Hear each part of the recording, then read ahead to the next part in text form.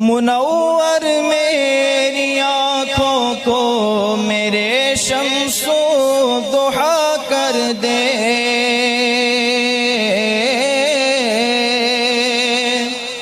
منور میری آنکھوں کو میرے شمس و ضحیٰ کر دے، غموں کی دھوپ میں وہ سایہ زلف دوتا کر دے غموں۔ الحمدللہ الحنان المنان الذي خلق الإنسان وعلمه البيان، والصلاة والسلام على رسوله سيد الإنس والجان وعلى آله وأصحابه ذوي الخير والإحسان، أما بعد، فأعوذ بالله من الشيطان الرجيم، بسم الله الرحمن الرحيم، ياسين والقرآن الحكيم۔ قال الله تعالى: الحمد لله الذي أنزل على عبده الكتاب ولم يجعل له عوجا قيما۔ وقال الله تعالى في مقام آخر: إنا نحن نزلنا الذكر وإنا له لحافظون۔ صدق الله مولانا العظيم، وبلغنا رسوله النبي الأمين المتين المختار الكريم، ونحن على ذلك لمن الشاهدين والشاكرين، والحمد لله رب العالمين۔ بارگاہ رسالت معاب صلی اللہ تعالی علیہ وسلم میں درود پاک کا ہدیہ پیش کریں۔ اللہم صلی علی سیدنا و مولانا محمد معدن الجود والکرم، وآلہ واصحابہ الکرام وابنہ الکریم، وبارک وسلم صلاة دائمة سرمدا ابدا۔ عزیزان گرامی وقار، آج کی اس محفل پاک میں ہماری زندگی کا دستور حیات جو اللہ تعالیٰ نے ہمیں عطا کیا ہے، ایک لا بلکہ ایک پوری مکمل زندگی کا ضابطہ، جسے ہم قرآن عظیم کہتے ہیں، اسی مکمل ضابطۂ حیات اور اس دستور حیات والی کتاب کے متعلق کچھ باتیں عرض کرنے کی کوشش کروں گا۔ ظاہر سی بات ہے، دنیا میں جو بھی چیز ہے اس کے استعمال کے طریقے بنانے والا خود ہی بتاتا ہے۔ کوئی بھی مشین اگر بنتی ہے تو اس کے ساتھ ایک بکلیٹ ہوتی ہے کہ اس کے استعمال کرنے کے طریقے کیا ہیں۔ آپ کوئی بھی گاڑی خرید کر کے لائیں تو اس میں بھی لکھا جاتا ہے کہ اس کے فنکشنز کیا کیا ہیں، فیچرز کیا کیا ہیں۔ تو ہر مشین اور ہر آلے کے استعمال کرنے کی چیزیں بنانے والا خود اس کے ساتھ دے دیتا ہے۔ اسی طرح میرے عزیزو، تمام جہاں کے انسانوں کو پیدا کرنے والے خالق نے انسان کی پیدائش سے لے کر موت تک کیسے جینا چاہیے، کیسے رہنا چاہیے، اس کے لیے جو ضابطہ بنایا ہے وہ قرآن بنا کر نازل فرمایا ہے۔ ہماری زندگی کا مکمل دستور اس میں لکھا گیا ہے۔ یہ اور بات ہے کہ قرآن سے آج خود ہماری امت بہت پیچھے جا رہی ہے۔ یاد رکھنا ایک بات، اقبال نے کہا تھا، گر خواہی مسلمان زیستن، نیست ممکن جز بقرآن زیستن۔ اگر تم چاہتے ہو کہ مسلمان ہو کر کے جیو تو یہ بات ممکن ہی نہیں ہے کہ قرآن چھوڑ کر کے جی سکو۔ قرآن کے بغیر تمہاری زندگی ہی نہیں ہے، تمہارا وجود ہی نہیں ہے۔ یوں سمجھ لیں کہ جتنا زندہ رہنے کے لیے ہوا پانی کھانے کی ضرورت ہے، اسی طرح تمہارے ایمان اور اسلام کے زندہ رہنے کے لیے قرآن اتنا ہی ضروری ہے۔ بنا قرآن کے تمہاری زندگی نہیں۔ قرآن ایک ضابطۂ حیات صرف مسلمانوں کے لیے نہیں، اگر لوگوں کی تعصب کی اینک نکل جائے تو میں کہتا ہوں یہ سارے جہاں کے انسانوں کے لیے ضابطۂ حیات ہے، پورے دنیا کے انسانوں کے لیے، چاہے وہ آج کسی بھی دین سے تعلق رکھتے ہوں، ان سب کے لیے قرآن ضابطۂ حیات ہے۔ قرآن بتاتا ہے جینے کے سلیقے کیا ہیں۔ کون سی چیز تمہارے جسم کو فائدہ پہنچا سکتی ہے، کون سی چیز نقصان پہنچا سکتی ہے۔ اب میں آپ کو بتاؤں، گاڑی کسی نے بنایا اور آ کر کے آپ مجھ سے سوال کر رہے ہیں اس گاڑی میں کیا ڈالوں، میں تو آپ سے یہی کہوں گا گاڑی بنانے والے سے پوچھو، وہ زیادہ بہتر جانتا ہے۔ عزیزان گرامی، آج یہی حال ہمارا ہے۔ ہمیں پوچھنا یہ چاہیے تھا کہ میرے جسم کا نظام کون سی غذاؤں سے بہتر چلے گا، اے مولا تو ہی بتا، اس لیے کہ تو نے مجھے بنایا ہے۔ اور اللہ سے پوچھنا ہو تو قرآن کھولنا ہوگا، اس مولا نے بہت پہلے ہی تمہیں سارے ضابطے بیان کر دیے۔ اب ایک بات یہ بھی سمجھ کر کے چلیں، بنانے والے نے جو تمہیں ٹرمز کنڈیشن اور جو رولز ریگولیشن بتائے ہیں اس کے خلاف استعمال کرو گے تو مشین کا کیا ہونا ہے وہ سب تمہیں معلوم ہے۔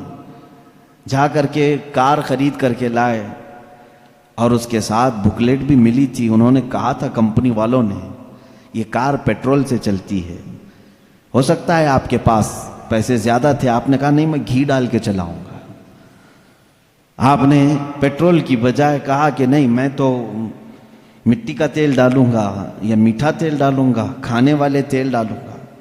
اس گاڑی کا حشر کیا ہونا ہے وہ آپ کو معلوم ہے۔ کیوں؟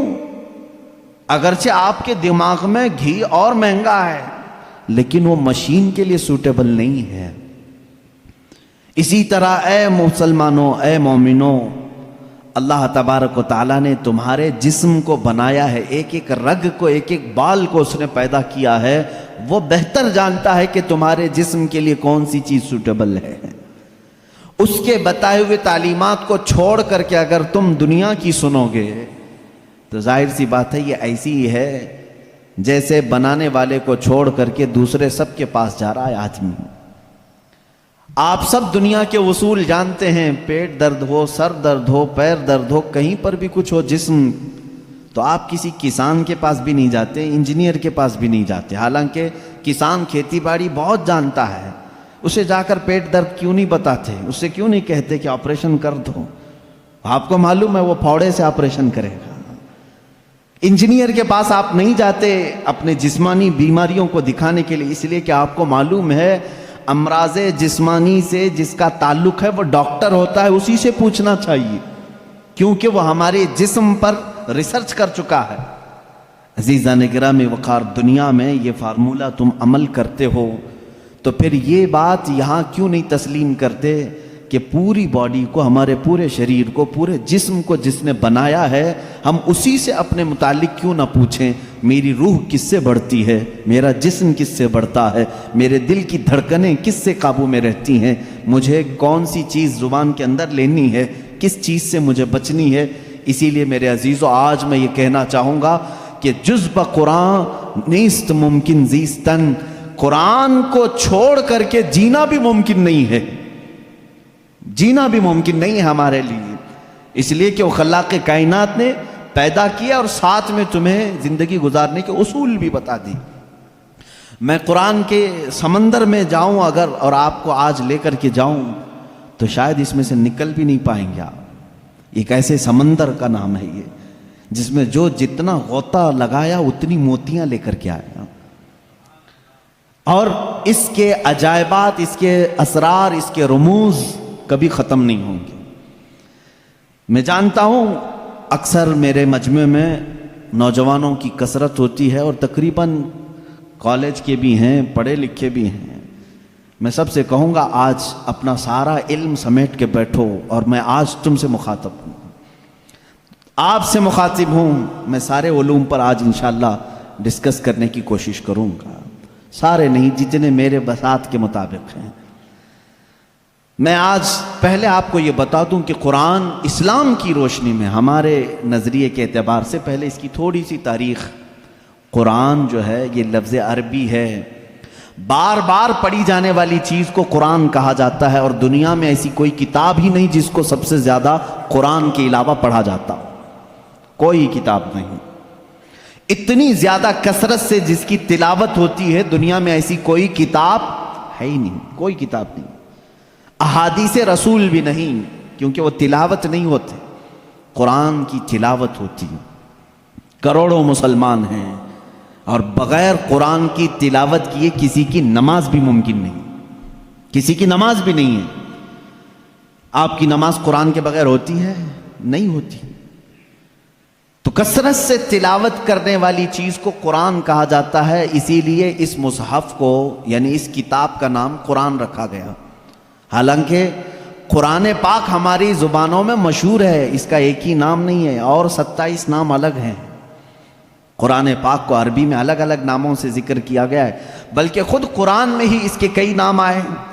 قرآن میں اللہ تعالیٰ نے اس کو فرقان بھی فرمایا، اسی کو تنزیل بھی فرمایا، اسی کو کتاب بھی فرمایا، اسی کو نور بھی فرمایا، اسی کا ایک نام شفا بھی ہے، اسی کا ایک نام رحمت بھی ہے، اسی کا ایک نام البیان بھی ہے، اسی کا ایک نام احسن الحدیث ہے، اسی کا ایک نام البرہان ہے، اسی کا ایک نام المیزان ہے، اسی کا ایک نام الامانہ ہے، اور اسی کا نام قرآن پاک بھی ہے۔ یہ تمام نام قرآن پاک کے خود قرآن میں استعمال ہوئے ہیں، اللہ نے خود قرآن پاک میں فرمایا ہے۔ کثیر نام ہے، اور ہر نام کی ایک الگ الگ وجہ ہے کہ کیوں اس کا نام یہ رکھا گیا۔ اب اندازہ کرو آپ کہ میں ایک ایک نام کی تشریح بیان کروں تو 27 دن تو اسی میں لگ جائیں گے کہ قرآن کے نام کیا کیا ہیں۔ ایک ایک نام قرآن کیوں کہا گیا، میں تو اس کی ایک مختصر وجہ بتایا نا، سب سے زیادہ پڑھی جانے والی چیز ہے، اس لیے اس کو کیا کہتے ہیں؟ قرآن۔ اسی طرح بیان، اللہ نے فرمایا ہر چیز کا اس میں بیان ہے، کچھ بھی نہیں چھوڑا گیا ہے، اس لیے اس کو بیان کہتے ہیں۔ تنزیل اس لیے کہ یہ اتارا گیا ہے، اس لیے اس کو تنزیل کہتے ہیں۔ احسن الحدیث ہے، سب سے اچھی بات کو کہتے ہیں عربی میں، اور قرآن سے اچھی بات کوئی ہے نہیں، اس لیے اس کا نام احسن الحدیث ہے۔ اس کا ایک نام شفا ہے، اس لیے کہ اس کی آیتیں مریضوں پر پڑھو تو شفا ملتی ہے۔ اس کا نام ہدا ہے، اس لیے کہ اس میں ہدایت کی آیتیں ہیں، بھٹکا ہوا بندہ اگر پڑھ لے تو سیدھے راستے پر آ جائے۔ اس کا نام رحمت ہے، اس لیے کہ غم میں اگر کبھی بندہ اس کو پڑھ لے، بلکہ حضور اکرم صلی اللہ علیہ وسلم نے فرمایا اپنی میتوں پر سورہ یاسین پڑھو، ان پر رحمت ہوتی ہے۔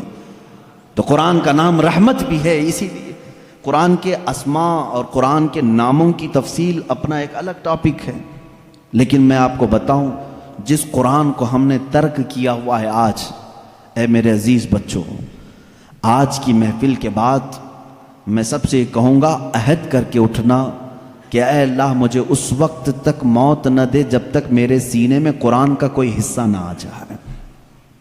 اس لیے کہ رسول کریم صلی اللہ علیہ وسلم نے فرمایا جس مسلمان کے سینے میں قرآن کا کوئی حصہ نہیں، حضور پاک صلی اللہ تعالیٰ علیہ وسلم نے فرمایا وہ قبرستان کی طرح ویران ہے۔ جس گھر میں قرآن کی تلاوت نہیں ہوتی وہ گھر ویران ہے، خراب۔ حضور اکرم صلی اللہ علیہ وسلم نے فرمایا وہاں سے فرشتوں کی دوری ہوتی ہے، اور شیاطین اور سرکش جنات ان کے گھروں میں بسیرا کرنے لگتے ہیں جن گھروں میں قرآن کی تلاوت نہیں ہوتی۔ قرآن کا ایک حصے سے مراد چند آیتیں، چند سورتیں بھی اگر تمہیں یاد ہیں، انشاءاللہ العزیز آپ اس کی فضیلت کے ساتھ قیامت کے دن شفاعت کے مستحق بھی ہوں گے۔ قرآن کا تھوڑا حصہ بھی اگر تمہارے سینے میں موجود ہے، اس لیے کہ اللہ کے حبیب صلی اللہ تعالیٰ علیہ وسلم سے صحابہ اکرام نے فرمایا، عرض کیا آقا دنیا سے جانے کے وقت سب سے اچھی چیز کیا لے کر کے جائیں اس دنیا میں؟ حضور پاک صلی اللہ علیہ وسلم نے فرمایا رب تعالیٰ کے نزدیک وہ بندہ دنیا میں لانے والی چیزوں میں سب سے بہتر ہے جو قرآن اپنے ساتھ لایا ہو۔ قرآن اپنے ساتھ لایا ہو مطلب کیا ہے؟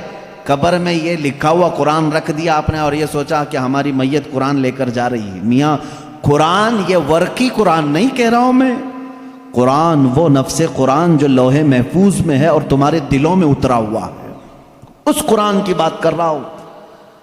وہ قرآن جس نے بھی اپنے سینے میں رکھا اور اللہ کی بارگاہ میں گیا، اس کی سفارش قرآن کی مردود نہیں ہوتی۔ رسول کریم صلی اللہ تعالیٰ علیہ وسلم فرماتے ہیں دو چیزیں تمہارے عمل میں سے، تمہارے عمل جتنے بھی ہیں دنیا میں، جیسے نماز، روزہ، حج، زکوٰۃ، خیرات، صدقات، یہ سب جو اعمال ہیں، ان سارے اعمال میں سے دو عمل ایسے ہیں، حضور پاک صلی اللہ علیہ وسلم فرماتے ہیں وہ قیامت کے دن ان کو اللہ تعالیٰ شکل دے گا، انسانوں جیسی ایک شکل، اور وہ اپنے ساتھی کی سفارش کرنے کے لیے جھگڑا کریں گے۔ وہ آئیں گے سفارش کے لیے. پوچھا گیا وہ کون سی ہیں؟ کہا ایک روزہ رمضان، اللہ تعالیٰ اس کو شکل دے گا، اور دوسرا قرآن، اس کو بھی شکل دی جائے گی. حضور اکرم صلی اللہ تعالیٰ علیہ وسلم نے فرمایا جس کے حق میں یہ دونوں نے سفارش کر دی اس پر جنت واجب ہو گئی، اور جس کے خلاف آ کر کے یہ دونوں کھڑے ہو گئے، میرے آقا صلی اللہ علیہ وسلم فرماتے ہیں پھر اس پر دوزخ میں جانا لازم ہو جائے گا.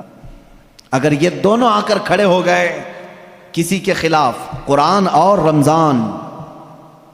رمضان کہے گا کہ مولا میں اس کے گھر جاتا تھا، اس نے بے حرمتی کی ہے، میری بے عزتی کی ہے، میں جب جاتا تھا تو یہ بے حیائیاں ویسے ہی کرتا تھا، میرا ادب و احترام کبھی نہیں کیا اس نے. اگر رمضان ہمارے خلاف کھڑا ہو گیا، اور قرآن اگر یہ کہہ دیا کہ مولا کبھی اس نے مجھے اپنے سینے سے نہیں لگایا، کبھی میری آیتیں تلاوت نہیں کیا، اس کو آج معاف نہ کیا جائے، رب تعالیٰ ان دونوں کی سفارش اس حق میں بھی قبول کرے گا اور دوزخ میں بھیجے گا. اللہ کے رسول صلی اللہ تعالیٰ علیہ وسلم جو سید المعصومین ہیں، بخشے ہوئے ہیں، وہ دعا یہ کرتے تھے اللہم اجعل القرآن حجتا لنا لا حجتا علینا. اے اللہ قرآن کو قیامت کے دن ہمارا سفارشی بنا، ہمارے خلاف مقدمہ کرنے والا نہ بنا.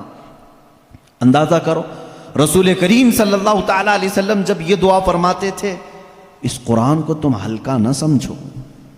اے مسلمانوں، سوچنے کی بات ہے، تمہارے پاس 1000 کتابیں نہیں ہیں، ایک ہی قرآن ہے جس سے ساری امت کو جوڑا گیا ہے. اور حد تو یہ بھی ہے، اسلام میں اسلام کے نام پر 70 سے زیادہ فرقے بنے، بہت فرقے بنے. ہر صدی میں کچھ نہ کچھ فرقے جنم لیتے رہے اور مرتے بھی رہے، آج بھی ہیں 70 سے زیادہ فرقے پائے جاتے ہیں. بلکہ خود شیعوں میں 70 فرقے ہیں، خوارج میں الگ فرقے ہیں، ان کے علاوہ اور دوسرے فرقے جیسے قادیانی ہیں، بدعقیدہ ہیں، جو اسلام کی کچھ نہ کچھ بنیادی چیزوں سے انحراف کرتے ہیں. لیکن میں آپ کو بتاؤں، تقریباً جتنے اسلامی فرقے ہیں سب کا اتفاق ہے کہ قرآن یہی ہے، کوئی اور نہیں. یہ 30 پارے جو قرآن کے ہیں اس پر سب کا اتفاق ہے. یہ بھی قرآن کا ایک معجزہ ہے، دوسرے سارے مسئلوں میں اختلاف چل رہا ہے، لیکن قرآن کا الف لام میم سورہ فاتحہ سے شروع ہو کر والناس پہ ختم ہونے میں تقریباً سارے فرقے اس کو تسلیم کرتے ہیں. شیعوں کا ہمارا اختلاف ہے، اہل حدیث سے اختلاف ہے، دیوبندیوں سے اختلاف ہے، رافضیوں سے اختلاف ہے، قادیانیوں سے اختلاف ہے، لیکن جا کر کے سارے مکاتب فکر میں آپ دیکھیں سب کے ہاں یہی قرآن پڑھا جاتا ہے، یہی قرآن ہے. اسی لیے میں کہتا ہوں ایک قرآن ہے، لیکن اس امت نے اس کو اتنا بوجھل کیوں سمجھا ہے، اس کو اتنا بھاری کیوں سمجھا ہے، جبکہ وہ مولا اسی قرآن میں یوں فرماتا ہے، ایک بار نہیں 4 بار فرما رہا ہے وَلَقَدْ يَسَّرْنَا الْقُرْآنَ لِلذِّكْرِ فَهَلْ مِن مُدَّكِرٍ. ہم نے قرآن کو یاد کرنے کے لیے آسان بنایا ہے، ہر کوئی یاد کرنے والا، اور وہ اتنا آسان ہے، اتنا آسان ہے.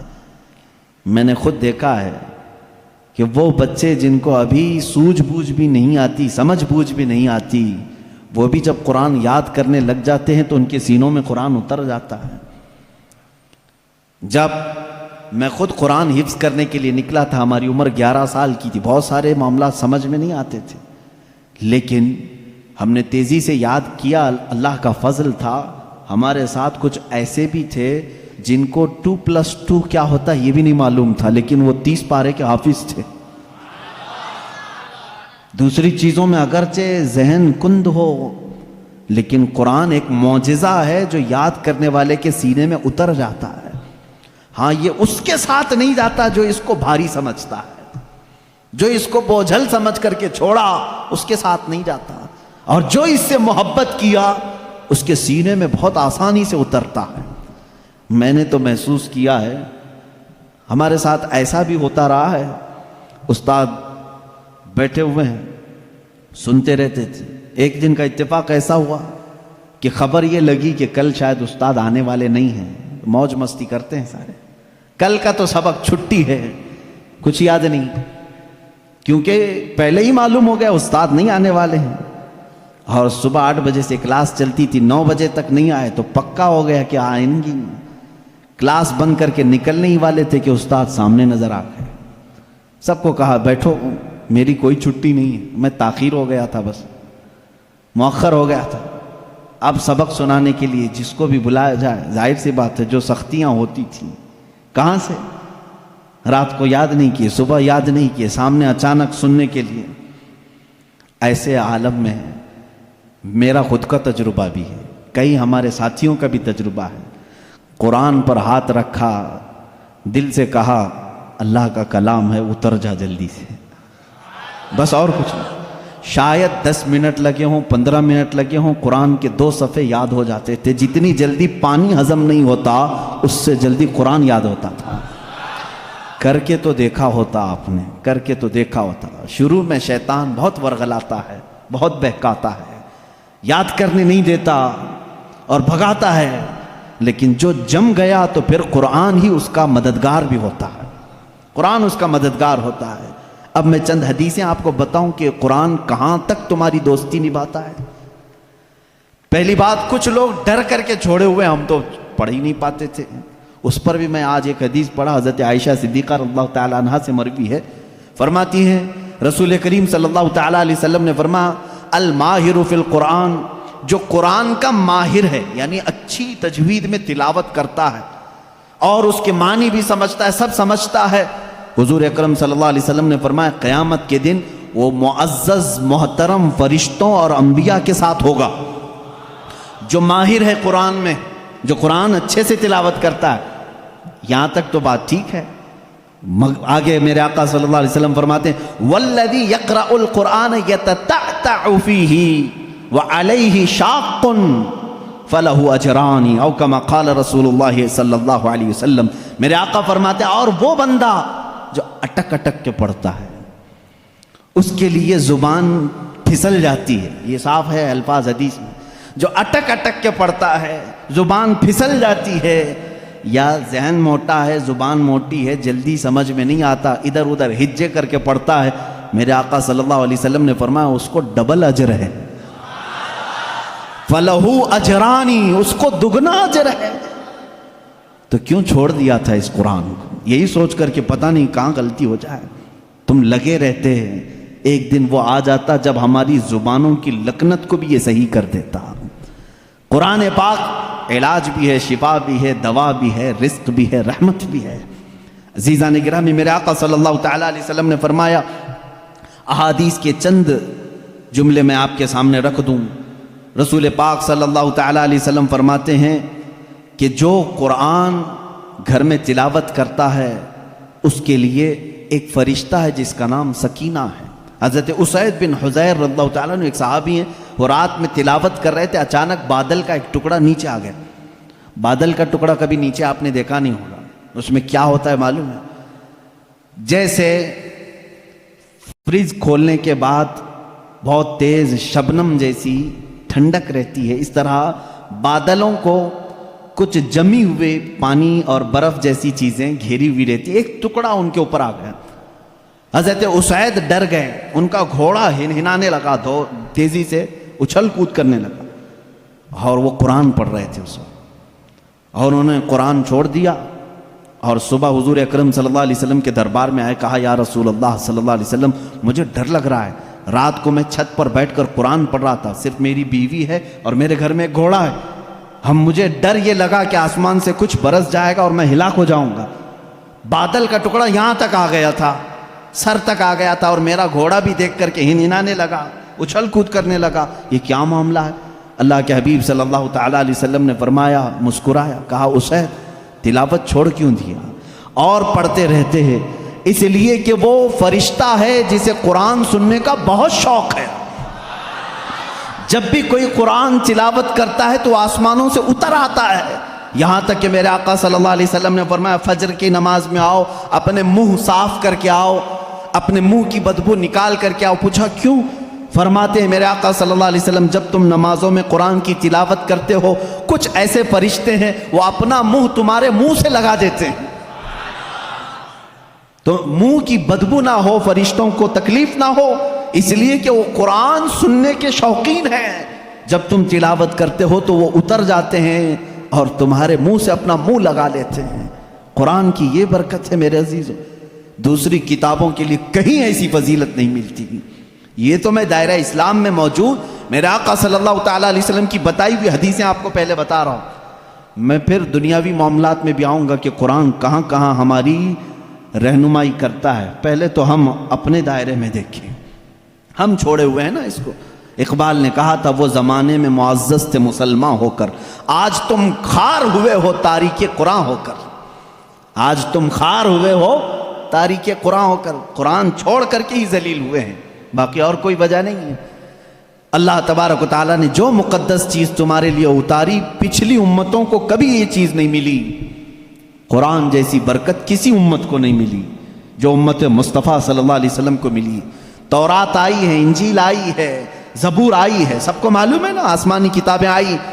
جاؤ اے مسلمانوں، ڈھونڈ کر کے لاؤ تورات کا ایک نسخہ جو موسیٰ علیہ السلام پر اترا تھا، ڈھونڈ کر کے لے آؤ انجیل کا ایک نسخہ کہ جو عیسیٰ علیہ السلام پر اترا تھا، زبور کا ایک نسخہ لے کر کے آؤ۔ آج وہ کتابیں ناپید ہیں، اور اگر ہیں تو اس میں اختلاف۔ خود عیسائیوں کے ہاں 4 قسم کی انجیلیں پائی جاتی ہیں، یہودیوں کے ہاں تورات اولڈ ٹیسٹمنٹ میں، یونان والوں کا الگ، فلاں جگہ کا الگ، جرمنی کے الگ، UK کے الگ، امریکہ کے الگ۔ جا کر کے دیکھو گے تو ان کے نسخوں میں الگ الگ تبدیلیاں ہیں۔ زبور نام کی جو کتاب تھی داؤد علیہ السلام پر، وہ کہاں ہے؟ اس کی کتنی آیتیں غائب، کسی کو نہیں پتا۔ لیکن دنیا میں اگر خالد ہمیشہ رہنے والی کوئی کتاب ہے تو قرآن مقدس ہے۔ تم جاؤ امریکہ میں بھی تمہیں یہی قرآن ملے گا جو سورہ فاتحہ سے شروع ہو رہا ہے، عرب میں جاؤ یہی قرآن ملے گا جو والناس پہ ختم ہو رہا ہو، ہندوستان میں آؤ یہی قرآن ملے گا جس کے درمیان میں سورہ کہف ہے۔ کہیں پر بھی جاؤ قرآن اسی طرح سے آج موجود ہے۔ تمہیں ڈرنے کی ضرورت ہے، اے مسلمانوں، قرآن کہیں ضائع نہیں ہوگا، کہیں ضائع نہیں ہوگا۔ آج کچھ لوگ یہ سوچتے ہیں کہ قرآن کو ہم مٹا دیں گے، خاک مٹا دیں گے، خاک مٹا دیں گے۔ تم جیسے بہت آئے، تمہارے سے بڑے بڑے بلکہ سڑے سڑے بھی آئے، قرآن کا کچھ نہیں کر سکے، اس لیے کہ اس کے حفاظت کی ذمہ داری خود اللہ نے لی ہے۔ قرآن میں خود فرماتا ہے اِنَّا نَحْنُ نَزَّلْنَا الذِّكْرَ وَإِنَّا لَهُ لَحَافِظُونَ، ہم نے ہی قرآن کو اتارا ہے اور ہم ہی اس کی حفاظت کرنے والے ہیں۔ اب اللہ کے ذمے میں ہے، اسی لیے قرآن کی حفاظت کا ذمہ امت کو نہیں دیا گیا، ورنہ یہی حال ہوتا جیسے پہلے کی امتوں نے کیا۔ عیسائی علماء کیا کرتے تھے؟ امیروں کے لیے الگ آیتیں بتاتے تھے، غریبوں کو الگ آیتیں بتاتے تھے، پیسہ لیتے تھے، آیتیں بدل دیتے تھے۔ اگر امت کے حوالے یہ قرآن بھی چھوڑ دیا جاتا تو دنیا دار زر خرید مولوی وہ قرآن کو بھی بیچ دیتے ہیں، حکومت کو راضی کرنے کے لیے آیتیں بدل دیتے ہیں، لیکن اللہ نے امت کے حوالے نہیں رکھا، خود اپنے حفظ و امان میں رکھا ہے۔ قرآن کو کوئی بدل نہیں سکتا، لا تبدیل لکلمات اللہ، رب تعالیٰ خود فرما رہا ہے اللہ کے ایک کلمے میں بھی تبدیلی نہیں۔ خوف کس بات کا تمہیں؟ اس کی قرآن کی اتنی حفاظت کی گئی ہے کہ اس کے سارے الفاظ گن کے رکھ لیے گئے ہیں، ایک لفظ بھی اگر کم ہو گیا تو پتہ چل جائے گا یہ قرآن نہیں ہے۔ الفاظ تو دور کی بات ہے میرے عزیزوں، اس کی صورتیں محفوظ ہیں، 114 صورتیں ہیں، اس میں ایک کم بھی نہیں ہوگی، زیادہ بھی نہیں ہوگی۔ ہم یہ سب محفوظ ہیں، جو عالم ہوگا، جو حافظ ہوگا، کروڑوں کی تعداد میں علماء بھی ہیں، وہ سب کو معلوم ہے، یعنی قرآن کی یہ باتیں جاننے والے علماء کی بات کر رہا ہوں، سب کو معلوم ہے کہ قرآن میں 114 صورتیں ہیں، 540 رکوع ہیں۔ اتنا ہی نہیں بلکہ اس کے جو ہے حرف بھی گن لیے گئے، آیتیں بھی گن لی گئی ہیں، 6666 آیتیں ہیں، حروف بھی گنے گئے ہیں، زبر بھی گنے گئے ہیں، زیر بھی گنے گئے ہیں، بلکہ اس کے نقطے بھی گن کے رکھے گئے ہیں، کہیں ایک نقطہ بھی کم نہیں کر سکو گے۔ اس قرآن کی اتنی جو حفاظت ہے، آج میں آپ کو بتاؤں، کبھی کسی نان مسلم کے پاس جاؤ اور اگر وہ تم سے یہ سوال کرے تو مسلمان ہے، اسلام ہی سچا دھرم ہے، کیا تمہارے پاس پروف ہے اس چیز کا؟ تم کیا کہو گے؟ حضور صلی اللہ تعالیٰ علیہ وسلم کے معجزے سناؤ، انکار کرے گا۔ میرے آقا صلی اللہ تعالیٰ علیہ وسلم نے چاند کے 2 ٹکڑے فرمائے، سورج کو پلٹا دیا، بہت سارے معجزے ہیں. وہ کہے گا میں نہیں مانتا ان چیزوں. وہ اس زمانے میں تھے، میں کہاں دیکھا ہوں. اگر تم اس کے سامنے اسلام کی عظیم فتوحات کو دکھاؤ گے، وہ کہے گا میں نہیں مانتا، یہ سب کہانیاں ہوں گی، ہمارے بھی بھگوانوں کے ذکر اس طرح سے کیے گئے ہیں، اسی طرح کی باتیں ہمارے پاس بھی موجود ہیں. ہر کوئی کہے گا. تمہارے پاس اگر اپنے حق ہونے کی کوئی علامت آج بھی موجود ہے تو صرف قرآن پاک ہے. اسے کہو میرے سچے مذہب پر اور اچھے مذہب پر قائم ہونے کی سب سے بڑی دلیل، سب سے بڑا پروف قرآن ہے. لا کر کے دکھاؤ اس طرح کی کوئی دوسری کتاب کسی کے پاس ہو. کم سے کم 1400 سال سے جو محفوظ چلی آ رہی ہے دنیا میں، کسی لیبارٹری میں بھی، کسی لائبریری میں بھی اتنی پرانی کوئی کتاب آج محفوظ موجود ہے ہی نہیں. یہ میری بات نہیں، ساری دنیا کا جو دوسرے ریلیجن سے تعلق رکھتے ہیں ان کا بھی یہی قول ہے کہ قرآن سے زیادہ محفوظ اس دنیا میں اب کوئی چیز نہیں رہ گئی. اس کی حفاظت کو اللہ نے اس طرح سے ترتیب دے کر فرمایا ہے کہ مسلمان اپنے بچوں کو حافظ قرآن بناتے ہیں اور اس کی حفاظت میں لگے ہوئے ہیں. اللہ تعالیٰ نے سینوں کو چنا ہوا ہے اس قرآن کی حفاظت کے لیے. خیر میرے عزیزوں، احادیث کریمہ میں یہ ہے، حضور اکرم صلی اللہ تعالیٰ علیہ وسلم فرماتے ہیں قیامت کے دن ایک بندہ آئے گا جو قرآن تلاوت کرتا تھا، اس کے حساب کی باری آئے گی تو رب تعالیٰ اس سے فرمائے گا اقرأ القرآن وارتقی ورتل، اے بندے قرآن یہاں پر بھی پڑھ جیسے دنیا میں پڑھتا تھا، جیسے تو قرآن پڑھتا تھا یہاں پر بھی پڑھ. اور جب تک وہ پڑھتا رہے گا رب تبارک تعالیٰ فرماتا ہے ورتقی ورتل، ایک آیت پڑھ ایک درجہ اوپر، دوسری آیت پڑھ دوسرا درجہ اوپر، تیسری آیت پڑھ تیسرا درجہ اوپر. جنت میں وہ درجے طے کرتا جاتا رہے گا، جہاں جا کر کے وہ قرآن کی تلاوت ختم کرے گا کہا جائے گا یہی تیرا درجہ ہے. میرے آقا صلی اللہ تعالیٰ علیہ وسلم سے پوچھا گیا کہ کیا یہ قرآن جب تک وہ تلاوت کرتا رہے گا اس کے درجے بلند ہوتے رہیں گے؟ حضور اکرم صلی اللہ علیہ وسلم کی حدیث میں ہاں، میں نے جنت میں دیکھا ہے قرآن کی تلاوت کرنے والوں سے اوپر کسی کا درجہ آیا ہی نہیں، کیونکہ یہ تلاوت کرتے کرتے، کیونکہ جو کچھ بھی جنت حاصل کرنے کا آپشن ہے نا وہ دنیا میں ہی تو ہے. تم اتنی نمازیں پڑھو تو یہ جنت ہے، اتنے روزے رکھو تو یہ جنت کا دروازہ تمہارے لیے، حج کرو تو یہ جنت کا دروازہ تمہارے لیے. سارے آپشن جنت حاصل کرنے کے دنیا میں ہیں. یہ دارالعمل ہے، مرنے کے بعد عمل ختم ہو جائے گا، لیکن قیامت میں صرف ایک عمل ہے جس کو پھر رب تعالیٰ ریپیٹ کروائے گا. وہاں نہیں کہا جائے گا نماز پھر سے پڑھ کے دکھا، حج کر کے دکھا، روزہ رکھ کے دکھا، ختم ہو گئے اعمال. لیکن قرآن پڑھنے والے کو کہا جائے گا اب بھی چاہتا ہے تو پڑھ اور اوپر چل جا اور بڑھتا جا. تو جس کو قرآن آتا ہوگا وہ پڑھتا جائے گا اور درجے طے کرتا جائے گا. یہ فضیلتیں میرے آقا صلی اللہ تعالیٰ علیہ وسلم نے سنائی، اور یہ جو حدیثیں میں ذکر کر رہا ہوں متفق علیہ اور صحیح احادیث آپ کے سامنے ذکر کر رہا ہوں.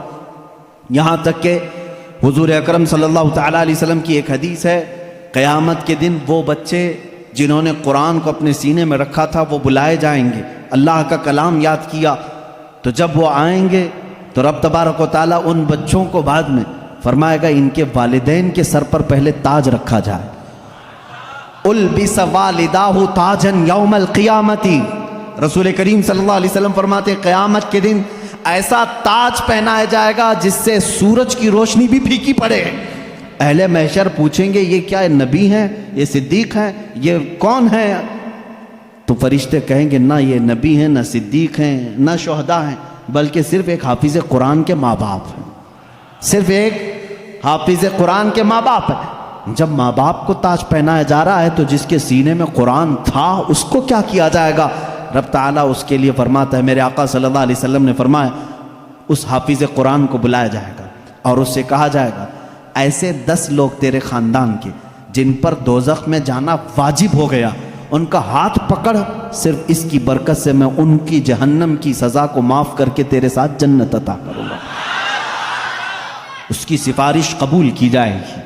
لیکن یاد رکھیں میرے عزیزو، حافظ قرآن قرآن کی آیات پر عمل کرتا ہو، اس کا ادب بھی کریں، احترام بھی کریں۔ آج زمانے میں حفاظ قرآن کے ساتھ بہت ہی برے سلوک دیکھنے کو ملتے ہیں۔ یاد رکھنا قیامت کے دن وہ اس عذاب میں مبتلا ہوں گے جو قرآن کی بے حرمتی کرنے والے کا عذاب ہوگا، کیونکہ وہ حافظ قرآن کی بے ادبی کرتے ہیں۔ ہمارے بزرگان دین جو سلف صالحین ہیں، میں نے پڑھا بھی ہے، بزرگان دین کا طریقہ تو یہ ہوتا تھا کہ اگر کوئی حافظ قرآن زمین پر بیٹھا ہے تو وہ کبھی اوپر نہیں بیٹھتے تھے۔ ہاں اگر وہ خود حافظ قرآن ہیں تو پھر دونوں کے معاملات ایک طرح کے ہیں، لیکن کوئی حافظ قرآن نہیں ہے اور کوئی حافظ نیچے بیٹھا ہے تو علماء بزرگان دین اس کو بے ادبی محسوس کرتے تھے۔ اللہ کا کلام سینے میں لے کر وہ نیچے ہے اور بغیر حفظ قرآن کیا ہوا اوپر بیٹھا ہے، اس کو بزرگان دین نے بے ادبی محسوس فرمائی۔ بہرحال قرآن ایک ایسا جامع نظام اللہ تعالیٰ نے تمہیں عطا کیا اور اس کی فضیلتیں میں نے بتائی۔ اور سب سے بڑی بات کیا ہے معلوم ہے؟ قرآن اللہ نے اتارا، آیتیں ساری چیزیں میرے آقا صلی اللہ علیہ وسلم پر اترتی رہیں۔ اس کی پہلی آیت جو اتری اقرا بسم ربک الذی خلق، غار حرا میں واقعہ آپ کو معلوم ہوگا۔ میرے آقا صلی اللہ تعالیٰ علیہ وسلم پہاڑ پر ایک غار ہے، آج بھی مکہ کے کنارے، غار حرا اس کو کہتے ہیں، جبل نور، وہاں پر عبادت کے لیے جایا کرتے تھے۔ جبرائیل امین ایک رات آئے اور روایات یہ بتاتی ہیں کہ وہ 17 رمضان المبارک کی رات تھی۔ آ کر کے انہوں نے حضور اکرم صلی اللہ علیہ وسلم سے صرف اتنا کہا اقرا، پڑھو۔ آپ صلی اللہ علیہ وسلم نے فرمایا ما انا بقاری، میں نہیں پڑھنے والا۔ بعض بے وقوف اس کا ترجمہ یوں کرتے ہیں مجھے پڑھنا نہیں آتا۔ حضور اکرم صلی اللہ تعالیٰ علیہ وسلم کو پڑھنا نہیں آتا۔ آپ نے جبرائیل امین نے سینے سے سینہ لگایا اور پھر کہا اقرا، کہا پڑھو۔ میرے آقا صلی اللہ علیہ وسلم نے وہی جواب دیا۔ 4 بار اس طرح سے ہوا، چوتھی مرتبہ جو ہے جبرائیل امین نے صرف اقرا نہیں کہا۔ اقرا کا مطلب کیا ہوتا ہے؟ پڑھ، یا آرڈر ہے، آرڈر پڑھ۔ لیکن جبرائیل امین نے جب یہ کہا اقرا بسم ربک الذی خلق، پڑھ اس رب کے نام سے جس نے پیدا کیا، میرے آقا صلی اللہ علیہ وسلم نے پڑھنا شروع کیا۔ میرے آقا نے مزاج یہ بتایا اپنی امت کو کہ پڑھو وہی جو رب تک تمہیں پہنچا ہے، تعلیم حاصل کرو وہی جو رب کے نام سے شروع ہو یا رب تک تمہیں پہنچائے۔ یہ آیتیں یہاں سے شروع ہوئیں اور آیتیں جو ختم ہوئی ہیں اس میں اختلاف ہے۔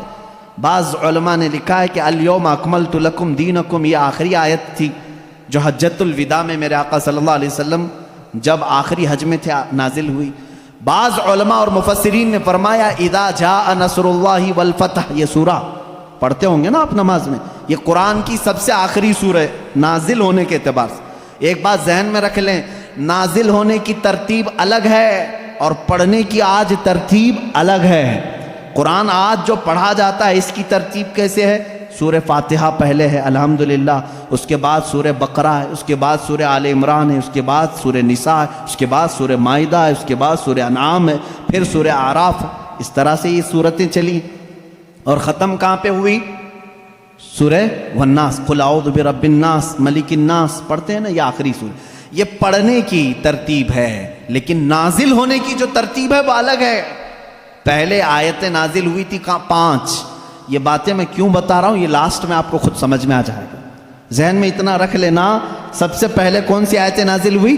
اقرا بسم ربک الذی خلق۔ آج بھی جب بچوں کی بسم اللہ خوانی ہم کراتے ہیں تو یہی آیتیں پڑھاتے ہیں بچے کو، سب سے پہلے یہی پڑھاتے ہیں۔ 5 آیتیں میں پڑھ بھی دیتا ہوں۔ اقرا بسم ربک الذی خلق، خلق الانسان من علق، اقرا وربک الاکرم الذی علم بالقلم، علم الانسان ما لم یعلم۔ یہ 5 آیتیں ہیں جو سب سے پہلے میرے آقا صلی اللہ علیہ وسلم پر نازل ہوئی۔ جبرائیل امین لے کر آتے تھے، حضور اکرم صلی اللہ علیہ وسلم کو سناتے تھے۔ یہ قرآن کی ابتدا ہے اور 23 سال تک نازل ہوتا رہا۔ 23 ایئرس، 23 سال تک نازل ہوتا رہا۔ آخر میں کون سی آیتیں نازل ہوئی؟ ایک تفسیر کی روایت کے مطابق اذا جاء نصر اللہ والفتح ورأیت الناس يدخلون فی دین اللہ افواجا فسبح بحمد ربک واستغفرہ انہ کان توابا۔ یہ 2 چیزیں ذہن میں رکھو۔ اقرا سب سے پہلے سورہ اذا جاء نصر اللہ سب سے آخر. یہ قرآن کے نزول کا زمانہ میں آپ کو بتاؤں 23 سال تک نازل ہوئی. آپ کو میں بتاؤں قرآن اتنے فصیح زبان میں ہے. فصیح کا مطلب لٹریچر جس کو کہتے ہیں. جیسے ایک اردو ہے جو ہم اور آپ بول یہاں ہبلی کی زبان ہوتی ہے, اس کو فصیح اردو نہیں کہتے, لکھنؤ والے فصیح اردو بولتے ہیں. آپ کیسے اب ہم ظاہر سی بات ہے میں تقریر جو کر رہا ہوں ہو سکتا ہے یہ اردو الگ ہے, ہبلی والی اردو الگ ہے. اردو اگر میں وہ بولوں تو پھر یہاں بھونڈا لگے گا. آبے جابے تبے یہ اگر جو عام طور پر استعمال کرتے ہیں یہ بھونڈا لگتا ہے, کیونکہ فصیح زبان میں جب کوئی بیان کرے تو وہ دل میں اترتی بھی ہے بات. زبان کی مٹھاس اس کی فصاحت میں ہے. تو عربی زبان میں جو سب سے زیادہ فصیح جملے تھے وہ قرآن میں آئے. ایک بھی ہلکا جملہ نہیں آیا, ایک بھی کمتر جملہ نہیں آیا. اب جیسے ایک مثال میں آپ کو بتا دوں, گھٹنا لفظ ہے نا, گھٹنا, گھٹنے ٹیک دینا, لیکن آپ گڑگے بولتے ہیں, ہے کہ نہیں؟ گڑگے ٹیکو, گڑگا کیا چیز ہے؟ یہ گڑگا یہ تمہاری عامی زبان ہے. اگر یہ میں کتاب میں لکھ دوں کہ میں سجدے میں جاتے وقت گڑگا ٹیک دیا, آپ کو برا لگے گا. کیا مولانا اچھی زبان میں بیچ میں ہڈی لے کے آ گیا. گھٹنا لفظ ہے, گھٹنا یہ فصیح لفظ ہے, اور ایک عام لفظ ہوتا ہے جس کو آپ یوز کر رہے ہیں, سمجھ رہے ہیں؟ اب جیسے جانور کہتے ہیں, جانور ہے نا, اب عام زبان میں کہتے ہیں جناور. یہ فصیح لفظ نہیں ہے, یہ فصیح لفظ نہیں ہے. آپ یوز کر رہے ہیں, لیکن آپ جب آپس میں بات کرتے رہتے ہیں تو اس کو برا بھی نہیں سمجھتے. کتنے جناور ایسے ہیں, یہ کیا ہے؟ یہ فصیح اردو نہیں ہے. اچھا لڑکا کہتے ہیں, لڑکی کہتے ہیں, یہ فصیح اردو ہے. لڑکا آیا, لڑکی آئی, لیکن آپ کہیں چھورا آیا, چھوری آئی, یہ کیا ہے؟ چھوکرا آیا, چھوکری آئی. اس طرح کے یہ فصاحت میں استعمال نہیں, فصاحت میں استعمال نہیں. تو ایسی بہت ساری چیزیں ہیں اردو میں آپ کو سمجھا رہا ہوں. جو فصیح ہوتا ہے وہ لٹریچر ہے, اچھی زبان. اور قرآن پورا کا پورا فصیح عربی میں نازل ہوا ہے. ایک حرف بھی ایسا نہیں ہے جو عام لوگ یوز کرتے ہوں, ایک حرف بھی ایسا نہیں. اور صرف قرآن ہی اس طرح ہے. اور اسی وجہ سے اللہ رب العزت نے چیلنج پہ چیلنج کیا ہے قرآن پاک میں. چیلنج کس کو کہتے ہیں معلوم ہے نا آپ کو؟ لا کر کے دکھاؤ. اللہ تعالیٰ نے 4 جگہ پر چیلنج فرمایا. پہلا تو یہ ہے قُلْ إِنِ اجْتَمَعَتِ الْإِنسُ وَالْجِنُّ عَلَىٰ أَن يَأْتُوا بِمِثْلِ هَذَا الْقُرْآنِ. اللہ تعالیٰ فرماتا ہے اے محبوب آپ فرما دیں سارے انسان جمع ہو جائیں, سارے جنات جمع ہو جائیں, دنیا میں جتنے انسان ہیں سب جمع ہو جائیں, جتنے جنات ہیں سب جمع ہو جائیں. اور اللہ فرماتا ہے کہ وَلَوْ كَانَ بَعْضُهُمْ لِبَعْضٍ ظَهِيرًا, آپس میں ایک دوسرے کی مدد بھی کریں. کس بارے میں جمع ہو کر کے کیا کریں؟ عَلَىٰ أَن يَأْتُوا بِمِثْلِ هَذَا الْقُرْآنِ, اس قرآن کی طرح ایک اور کتاب لا کر کے دکھائیں. یہ پہلا چیلنج تھا. عرب والوں کو چیلنج تھا, جو عرب والے عربی جانتے تھے. اگر یہاں والوں کو بولے ہوتے پتہ نہیں کیا ہوتا, دوسری زبان ہی نہیں ہے تمہاری. عرب والے جو عربی میں ماہر تھے ان کو ہی چیلنج ہے کہ یہ عربی میں قرآن اترا, اس طرح کا ایک قرآن لا کر کے دکھاؤ. پورے قرآن لانے کی بات تو چل رہی تھی, نہیں لا سکے, زمانہ گزر گیا. اس کے بعد رب تعالیٰ نے اس چیلنج کو تھوڑا ہلکا کر دیا, کم کر دیا. کہا ام یقولون افطرا فأتوا بعشر سور مثلہ. یہ اللہ کے کلام پر جھوٹ کہتے ہیں, حضور کو کہتے ہیں شاعر ہے, ساحر ہے, جادوگر ہے. اے رسول ان سے کہہ دیں پورا قرآن تو اب تک بنا کے نہیں لا سکے, اس کی 10 صورتیں بنا کر کے لاؤ, اس کے جیسی 10 سورے بنا کر کے لاؤ. حضور اکرم صلی اللہ علیہ وسلم نے چیلنج کیا مکہ والوں کو, اور وہ آپس میں چیمی گوئیاں کرتے رہتے تھے. ارے چیلنج تھوڑا ہلکا ہو گیا, اب تو بناؤ. پوری کتاب نہیں 10 سورے بنانا ہے. 114 صورتیں ہیں قرآن کی, اس میں سے 10 صورتوں کی برابر کوئی سورے لے کے آؤ. نہیں لائے. پھر اس کے بعد اللہ تبارک و تعالیٰ نے تیسری مرتبہ جا کر کے اور چیلنج کو کم کر دیا. وَإِن كُنتُم فِي رَيْبٍ مِّمَّا نَزَّلْنَا عَلَىٰ عَبْدِنَا فَأْتُوا بِسُورَةٍ مِّثْلِهِ، اگر تم کو شک لگتا ہے جو کچھ بھی ہم نے اپنے بندے پر اتارا ہے تو لاؤ اس قرآن کی طرح ایک ہی سورہ. کتنی؟ ایک سورہ لے کر کے آؤ. پہلے پورا قرآن کے جیسا لانے کا چیلنج تھا، بعد میں 10 سورے لانے کا چیلنج تھا، پھر تیسری مرتبہ رب تعالیٰ نے کیا فرمایا؟ ایک سورے لے کے آؤ. نہیں لائے. اور حضور اکرم صلی اللہ تعالیٰ علیہ وسلم نے کیا فرمایا معلوم؟ ایک سورے جب وہ نہیں لائے، اس زمانے میں کیا ہوتا تھا؟ کمپٹیشن ہوتا تھا شعر و شاعری کا. مشاعرے ہوتے ہیں نا، اچھا شعر کس کا ہے اس کو انعام دیا جائے. جو شعر و شاعری کرتے ہیں وہ جانتے ہیں. عرب والے شعر و شاعری میں بہت مشہور تھے. سال میں ایک مرتبہ مکہ میں حج کے موقع پر سب بڑے بڑے شاعر جمع ہوتے تھے، اپنے شعر سناتے تھے، اور جس کا شعر سب سے اچھا ہوتا تھا اس کے شعر کو کعبے کے دروازے پر لٹکایا جاتا تھا، اور اس کی فضیلت تھی سال بھر تک وہ شعر نکالے نہیں جاتے تھے، بلکہ اگلے سال اس سے بھی بہتر کوئی لاتا تو وہ نکالتے پھر اس کا لٹکاتے تھے. یعنی ورلڈ گینیز بک میں جس طرح ریکارڈ درج کیے جاتے ہیں، ارے میاں یہ ابھی جو ہے 100 انڈے کھایا ہے، اب دوسرے کا نام اسی وقت لکھا جائے گا جب 150 انڈے کوئی کھا کے آئے ہے. وہاں ریکارڈ بنانے کے لیے شعر و شاعری ہوتی تھی اور مکہ میں خانہ کعبہ کے دروازے پر لٹکائے جاتے تھے. وہ ہر سال کا معمول تھا.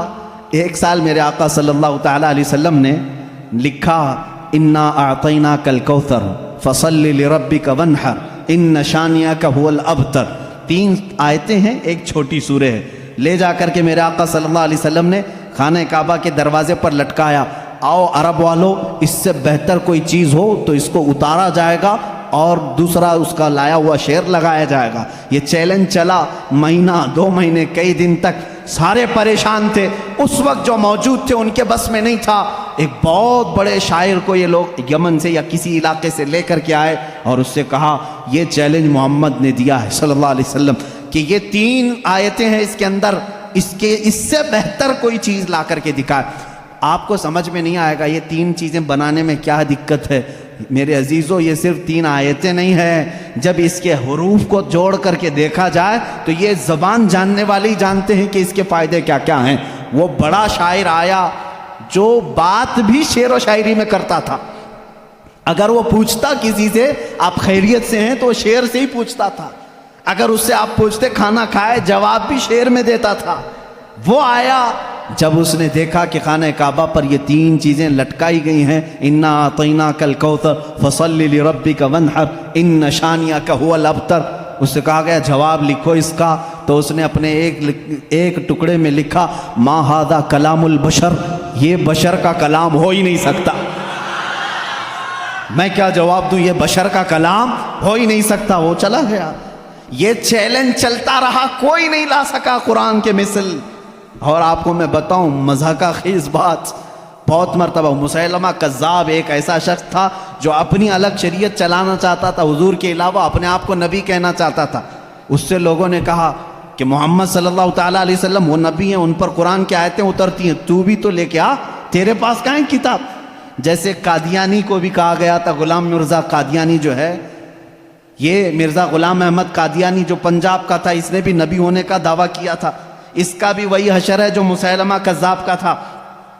جھوٹے نبوت کے دعوے دار دجال ہوتے ہیں، یاد رکھو. میرے آقا صلی اللہ علیہ وسلم خاتم النبیین ہیں، آپ کے بعد کوئی نبی نہیں ہوگا. لیکن وہ مسیلمہ کذاب نے جب یہ کہا، کوئی اس سے جب لوگوں نے کہا تیرے پاس کہاں ہیں آیتیں، ہونا چاہیے ویسے قرآن کی جیسے محمد صلی اللہ علیہ وسلم کے پاس آتی ہیں، کہا میں بھی بنا کر کے لاتا ہوں، میرے پاس بھی آتے ہیں. تو بہت دن تک سوچا اور پھر اس کے بعد خود سے ہی اپنے دماغ سے بنانے لگا کہ الفیل ملفیل وما ادراک ملفیل. قرآن کی سورہ ہے نا القاریۃ ملقاریہ وما ادراک ملقاریہ، اس سورہ کے وزن پہ اس نے اپنے سے بنایا الفیل ملفیل وما ادراک ملفیل ذنبہ صغیر وخرطومہ طویل. یہ بنایا، لے کر کے آیا سارے لوگوں کے سامنے. کیا مطلب ہے معلوم ہے اس کا؟ الفیل ملفیل، ہاتھی. کیا ہاتھی؟ وما ادراک ملفیل، تم کیا جانو کہ ہاتھی کیا ہوتا ہے؟ اس کی پونچھ چھوٹی ہوتی ہے، اس کی سونڈ لمبی ہوتی ہے. ابھی یہاں ہنس رہے ہیں، عرب والے تو اس پر پیٹ پکڑ کر ہنسنے لگے، کیا بنا کے لایا بیوقوف. سب اسی وقت ہنس پڑے. ظاہر سی بات ہے 14 صدیوں کے بعد مسلمان اس کی بات پر ہنس رہے ہیں تو عرب والے کتنا ہنسے ہوں گے. گیا بھاگ کر کے، نہیں بنا لا سکا. اب اس کے بعد عرب مکہ والے بڑے بڑے جو مالدار تھے وہ لوگ جمع ہوئے اور کہا جو بھی عرب کے بڑے بڑے شاعر ہیں ان کو لاؤ، پیسے دو اور بناؤ کچھ بھی. ہمارے لیے جینا دشوار کر کے رکھی ہیں یہ آیتیں، یہ چیلنج پہ چیلنج دے رہے ہیں اور ہم بنا کر کے لا نہیں پا رہے ہیں. پورے شاعروں کو جمع کی، ان کو بڑے بڑے نذرانے دی. کتنا چاہیے پیسہ؟ سب لو، جاؤ اس کے برابر بنا کے لاؤ. وہ سب گئے شاعر اور گئے، کھا پی کر کے موٹے ہوئے. اگلے سال آئے، کچھ بھی نہیں لے کے آئے. سال بھر ہو گیا، پورے سیٹوں نے پھر کہا لائے نہیں، کہا نہیں، بن ہی نہیں پایا، تھوڑے اور پیسے دے دو، اگلے سال بنا کے لائیں گے.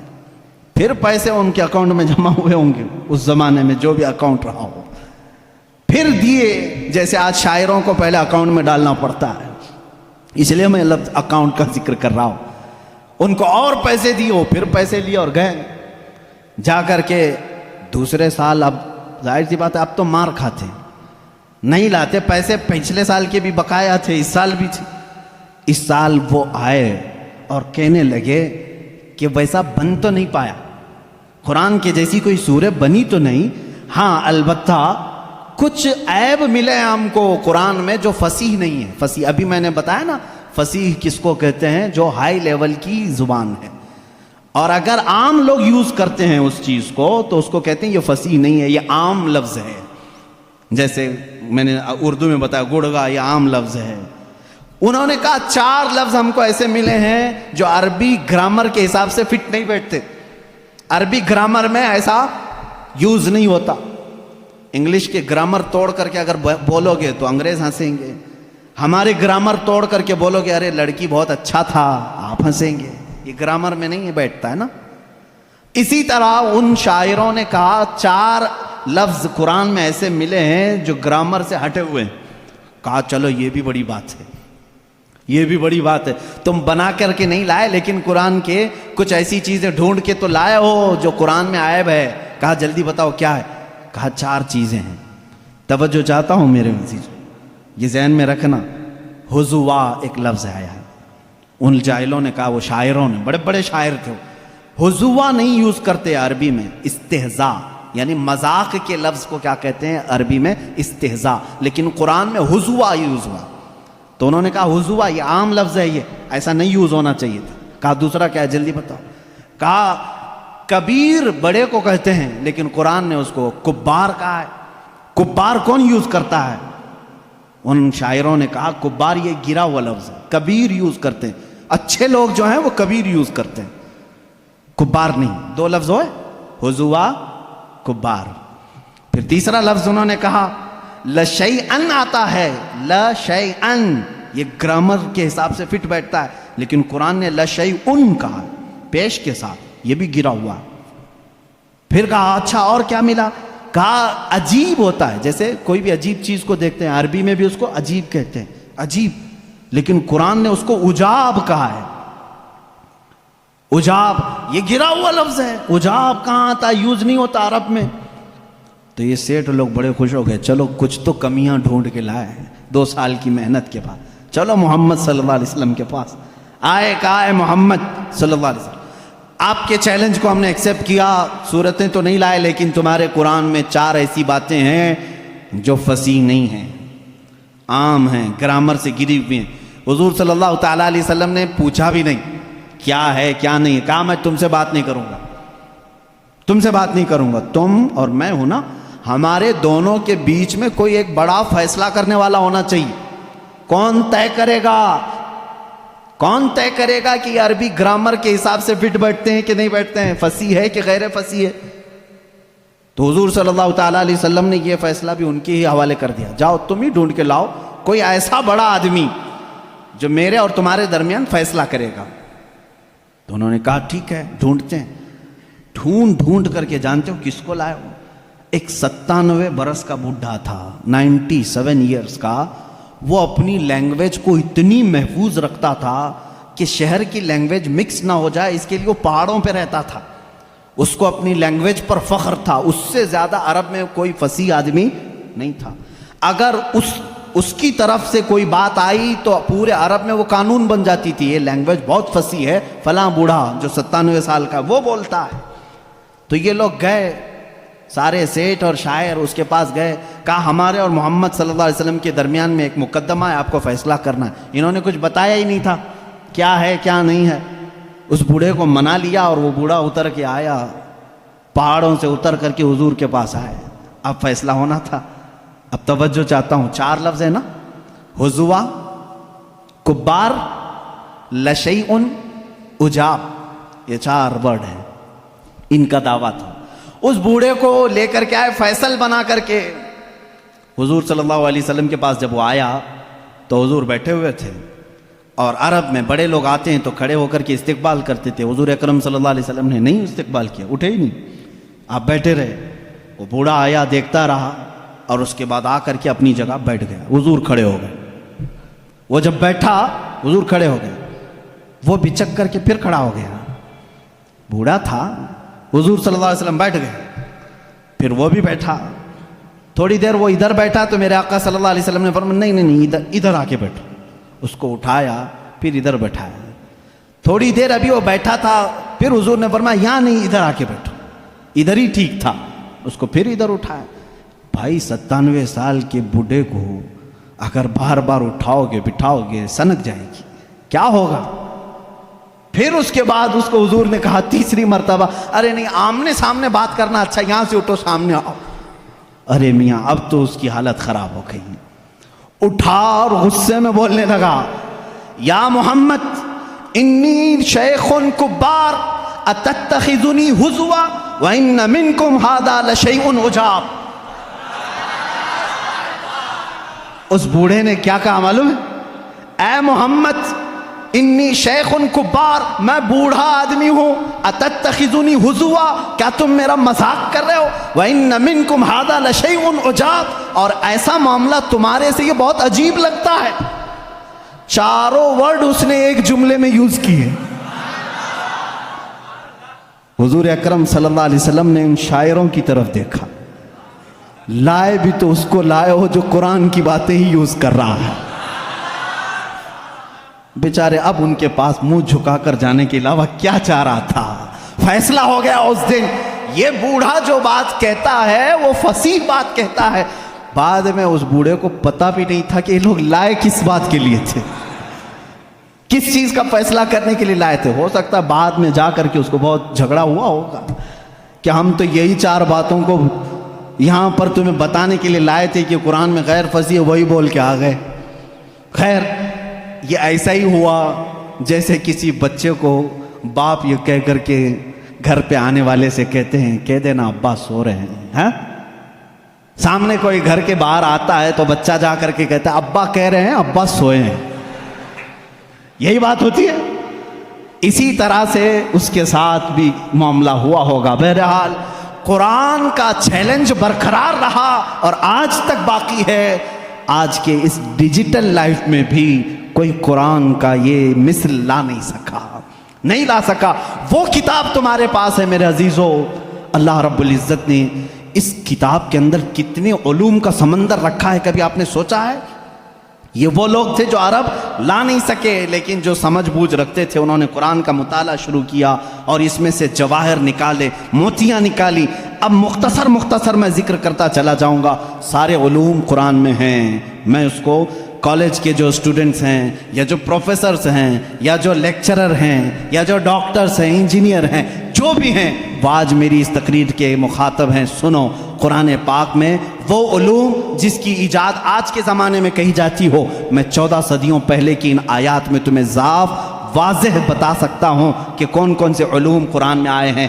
آپ نے شاید پہلے دن ہی سنا ہوگا، آسٹرونومی، یہ وہ علم ہے جو علم الفلکیات جس کو کہتے ہیں، آسمان کائنات کا علم، آسمانوں میں کیا ہے، گیلیکسی میں کیا ہے اور کیسے دنیا وجود میں آئی. اس علم کے جاننے والے آسٹرونومی کہلائے جاتے ہیں. آسٹرونومی کے بیسک فارمولے قرآن پاک میں ہے. جانتے ہیں آپ एस्ट्रोनॉमी की सबसे बड़ी तहकीक क्या है? इन साइंसदानों की सबसे बड़ी तहकीक ये है कि एक शख्स है अंग्रेज़ों का, जिसको ये कहा गया स्टीफन हॉकिंग, ये 1925 की बात है, जिसने सबसे पहले ये कहा कि कायनात फैल रही है। 1925 में 1925 में सबसे पहले उसने ये कहा, मैं देख रहा हूँ गैलेक्सी में स्टार्स दूर दूर हो रहे हैं और फैल रही है ये कायनात। उसने वुसअते कायनात का नजरिया सबसे पहले दिया। और कुरान कहता है वस्समाअ बनैनाहा बिअयदिन व इन्ना लमूसिऊन, आसमान को हमने अपने दस्ते कुदरत से बनाया है और इसको हम क़यामत तक फैलाते रहेंगे। कुरान कह रहा है इसको हम फैलाते रहेंगे। और ये है एस्ट्रोनॉमी के लिए, ये जो जिसका नाम मैंने लिया है स्टीफन हॉकिंग, इसने कहा ये 20वीं सदी की सबसे बड़ी तहकीक है, सबसे बड़ी तहकीक है। मुझे मालूम नहीं 14वीं सदी में, 14 सदी पहले ही ये तहकीक अल्लाह के कलाम में आ चुकी। अज़ीज़ान गिरामी, और ये आपको बिग बैंग का जो मैंने बताया था फर्स्ट डे, आपने सुना होगा। इस ज़माने में नहीं, बल्कि ये बिग बैंग का जो वो लाया है जिसने एस्ट्रोनॉमी में, जो सबसे पहले साइंसदान ने कहा कि पहले ये ज़मीन आसमान सब चीज़ें एक ही थी, एक बड़ा धमाका हुआ, उससे पूरी कायनात फैली।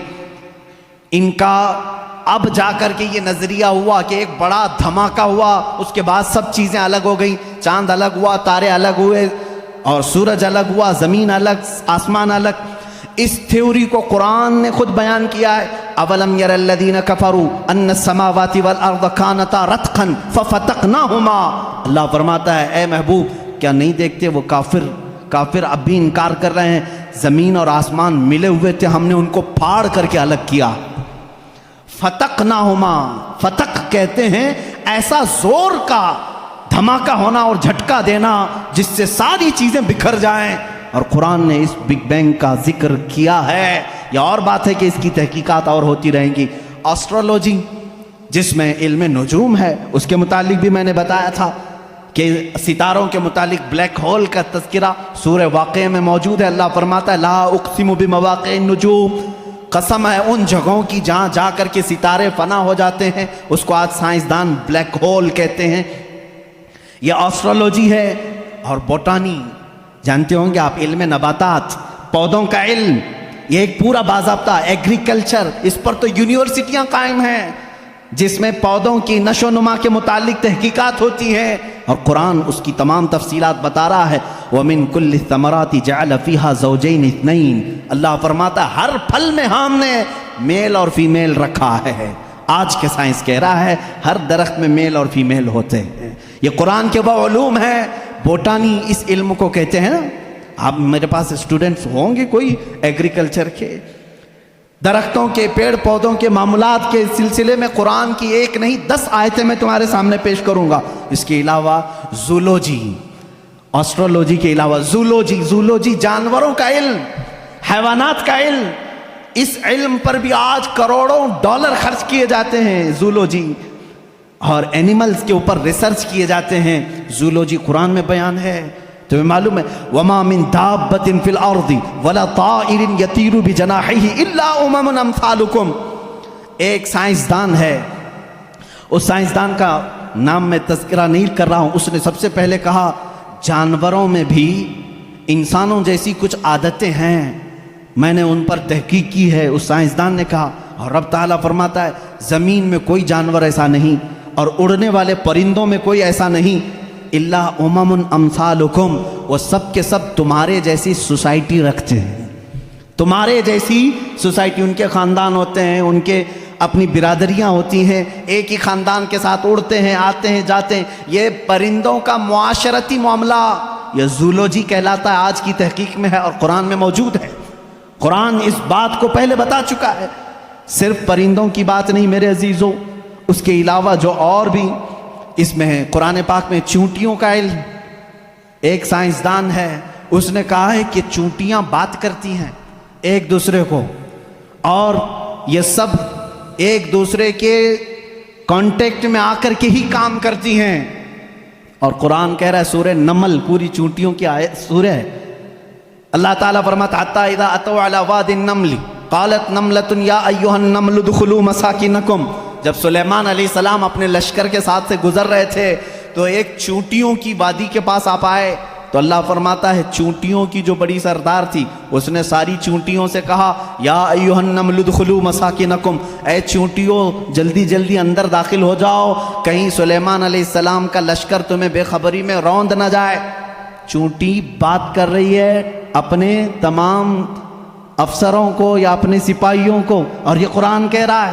اور آج اس پر ریسرچ کرنے والے کو بہت بڑا انعام بھی دیا گیا ہے کہ چونٹیاں بات کرتی ہیں. یہ زولوجی میں آتا ہے، جانوروں پر ریسرچ کرنے والے. شہد کی مکھی پر ایک بندہ ہے جس نے ریسرچ کیا اور اس کو نوبل انعام ملا ہے، نوبل پرائز ملا ہے. اس کا نام واشوین اس طرح سے کچھ ہے، اس کو نوبل انعام ملا ہے. اس نے کہا یہ مکھی جو ہے جو چھتے پر آتی ہیں ان کے اندر ایک کمیونیکیشن ہوتا ہے، ان کے اندر ایک رئیس ہوتی ہے، ایک ملکہ ہوتی ہے، سردار ہوتی ہے. پہلے کے جو کتابیں ہیں شیکسپیئر کی کتابیں مشہور ہیں لٹریچر میں انگلش کے، شیکسپیئر کی کتابوں میں شہد کی مکھی کو مذکر بیان کیا گیا ہے. جیسے اس کے بہت سارے سپاہی ہوتے ہیں، ایک اس میں سردار ہوتا ہے مکھیوں میں. لیکن یہ 1975 میں 1975 میں ایک سائنسدان نے تحقیق کر کے بتایا شہد کی مکھیاں کمیونیکیشن کرتی ہیں، ایک دوسرے سے رابطہ کرتی ہیں، اور ان کو ایک ملکہ ہوتی ہے اور وہ آرڈر دیتی ہے اور اس کے آرڈر کے اعتبار سے سب جاتی ہیں. اور قرآن میں دیکھو رب تعالیٰ فرماتا ہے وَأَوْحَى رَبُّكَ إِلَى النَّحْلِ أَنِ اتَّخِذِ مِنَ الْجِبَالِ وَمِنَ الشَّجَرِ بُيُوتًا فَاسْلُكِي سُبُلَ رَبِّكِ ذُلُلًا يَخْرُجُ مِن بُطُونِهَا شَرَابٌ مُخْتَلِفٌ أَلْوَانُهُ فِيهِ شِفَاءٌ لِلنَّاسِ. اللہ فرماتا ہے تمہارے رب نے شہد کی مکھی کو یہ علم دیا ہے، اور شہد کی مکھی کا جو ورڈ یوز ہوا ہے عربی میں وہ مؤنث یوز ہوا ہے.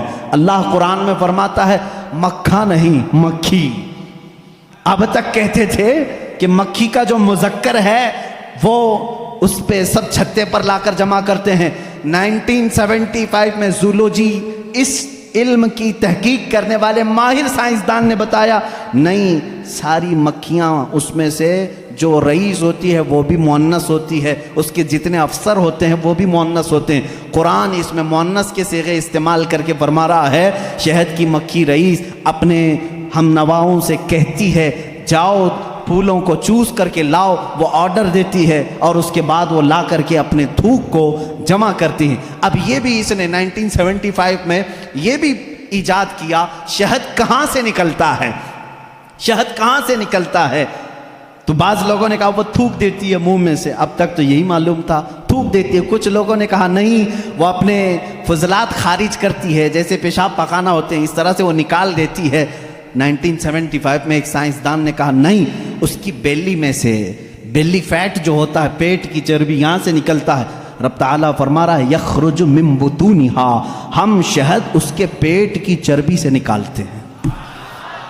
زولوجی کی یہ تحقیق 1975 میں ہوئی اور قرآن عظیم اس وقت فرما رہا ہے ہم شہد کی مکھی کے پیٹ میں سے نہایت ہی میٹھی غذا تمہارے لیے نکالتے ہیں، اس میں اللہ کی نشانیاں ہیں. اور خود مولا نے فرمایا شفاء للناس، اس میں پوری تمہارے لیے انسانوں کے لیے شفا ہے.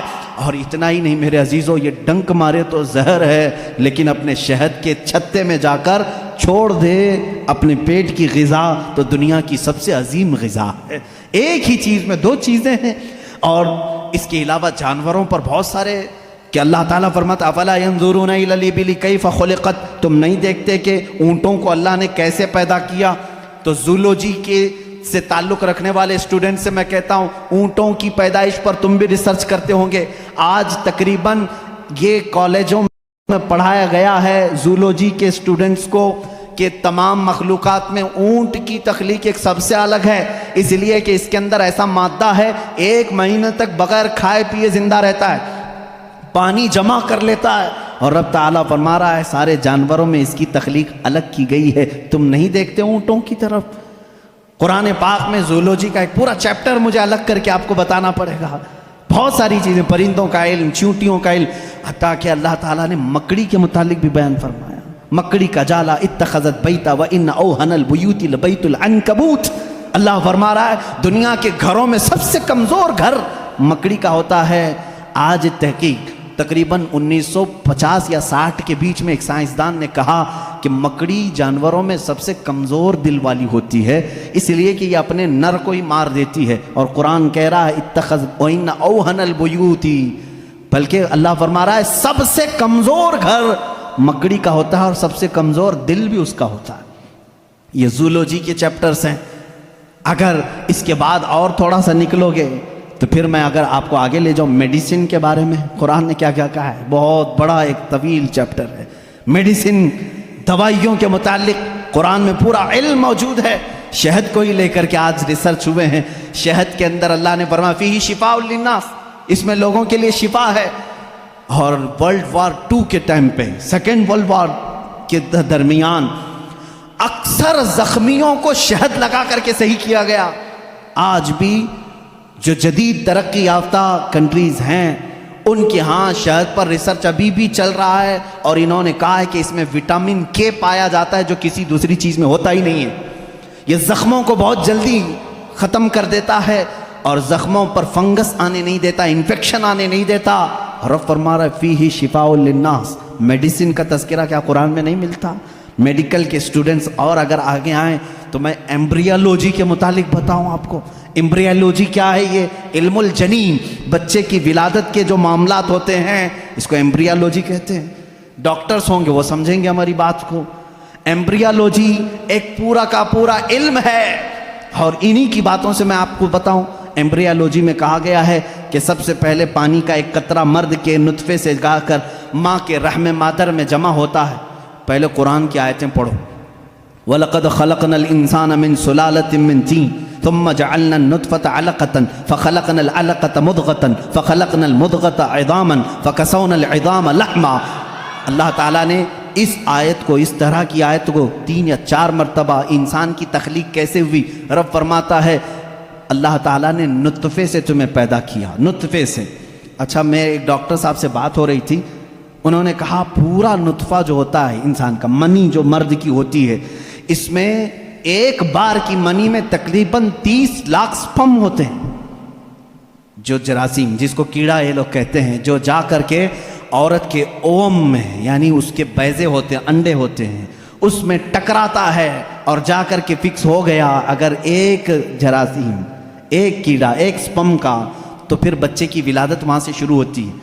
تو انہوں نے کہا کہ 30 لاکھ میں سے ایک ہی جاتا ہے، 30 لاکھ میں سے ایک ہی جاتا ہے. اور رب تعالیٰ کے اس کلام پر قربان جاؤ، اللہ فرماتا ہے سلالۃ من ماء مہین، کہ جب تم نطفہ ڈالتے ہو تو بہت سارے پانی میں سے جو اصل ہوتا ہے مولا اسی سے پیدا کرتا ہے. سلالہ کہتے ہیں سب سے قیمتی چیز، اس میں سے جو اصل ہے اسی سے پیدا کرتا ہے.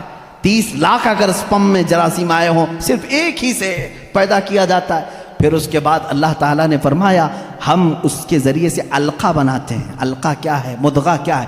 علقہ بستہ خون ہے. بستہ خون مطلب خون جیسے ہوتا ہے. میں نے ایک ڈاکٹر سے پوچھا اس میں ہی انٹرنیٹ پر، تو انہوں نے ایک تحقیق مجھے بھیجی کہ ایمبریالوجی کے شروع کے دنوں میں یہ ہوتا ہے کہ جیسے جونک ہوتی ہے نا، جونک ایک کیڑا ہے، چپک جائے تو چھوڑتا نہیں ہے. تو علقہ قرآن میں ذکر ہے، میں اس پر پڑھ رہا تھا. علقہ جیسے چنگم والی چیز ہوتی ہے، چپکنے والی، اگر خون کے چپکنے والے حصہ کوئی بن گیا تو اس کو علقہ کہتے ہیں. اور آج ڈاکٹرز کہہ رہے ہیں نطفے کے بعد اگر سب سے پہلے بچے میں کچھ بنتا ہے تو وہ گم ٹائپ کا ایک خون بنتا ہے جس کو قرآن بتا رہا ہے. یہ ساری چیزیں سونوگرافی کے بعد معلوم ہوتی ہیں، اسکین کرنے کے بعد معلوم ہوتی ہیں. اور اس کے بعد مضغہ ہے، گوشت کا ایک لوتھڑا.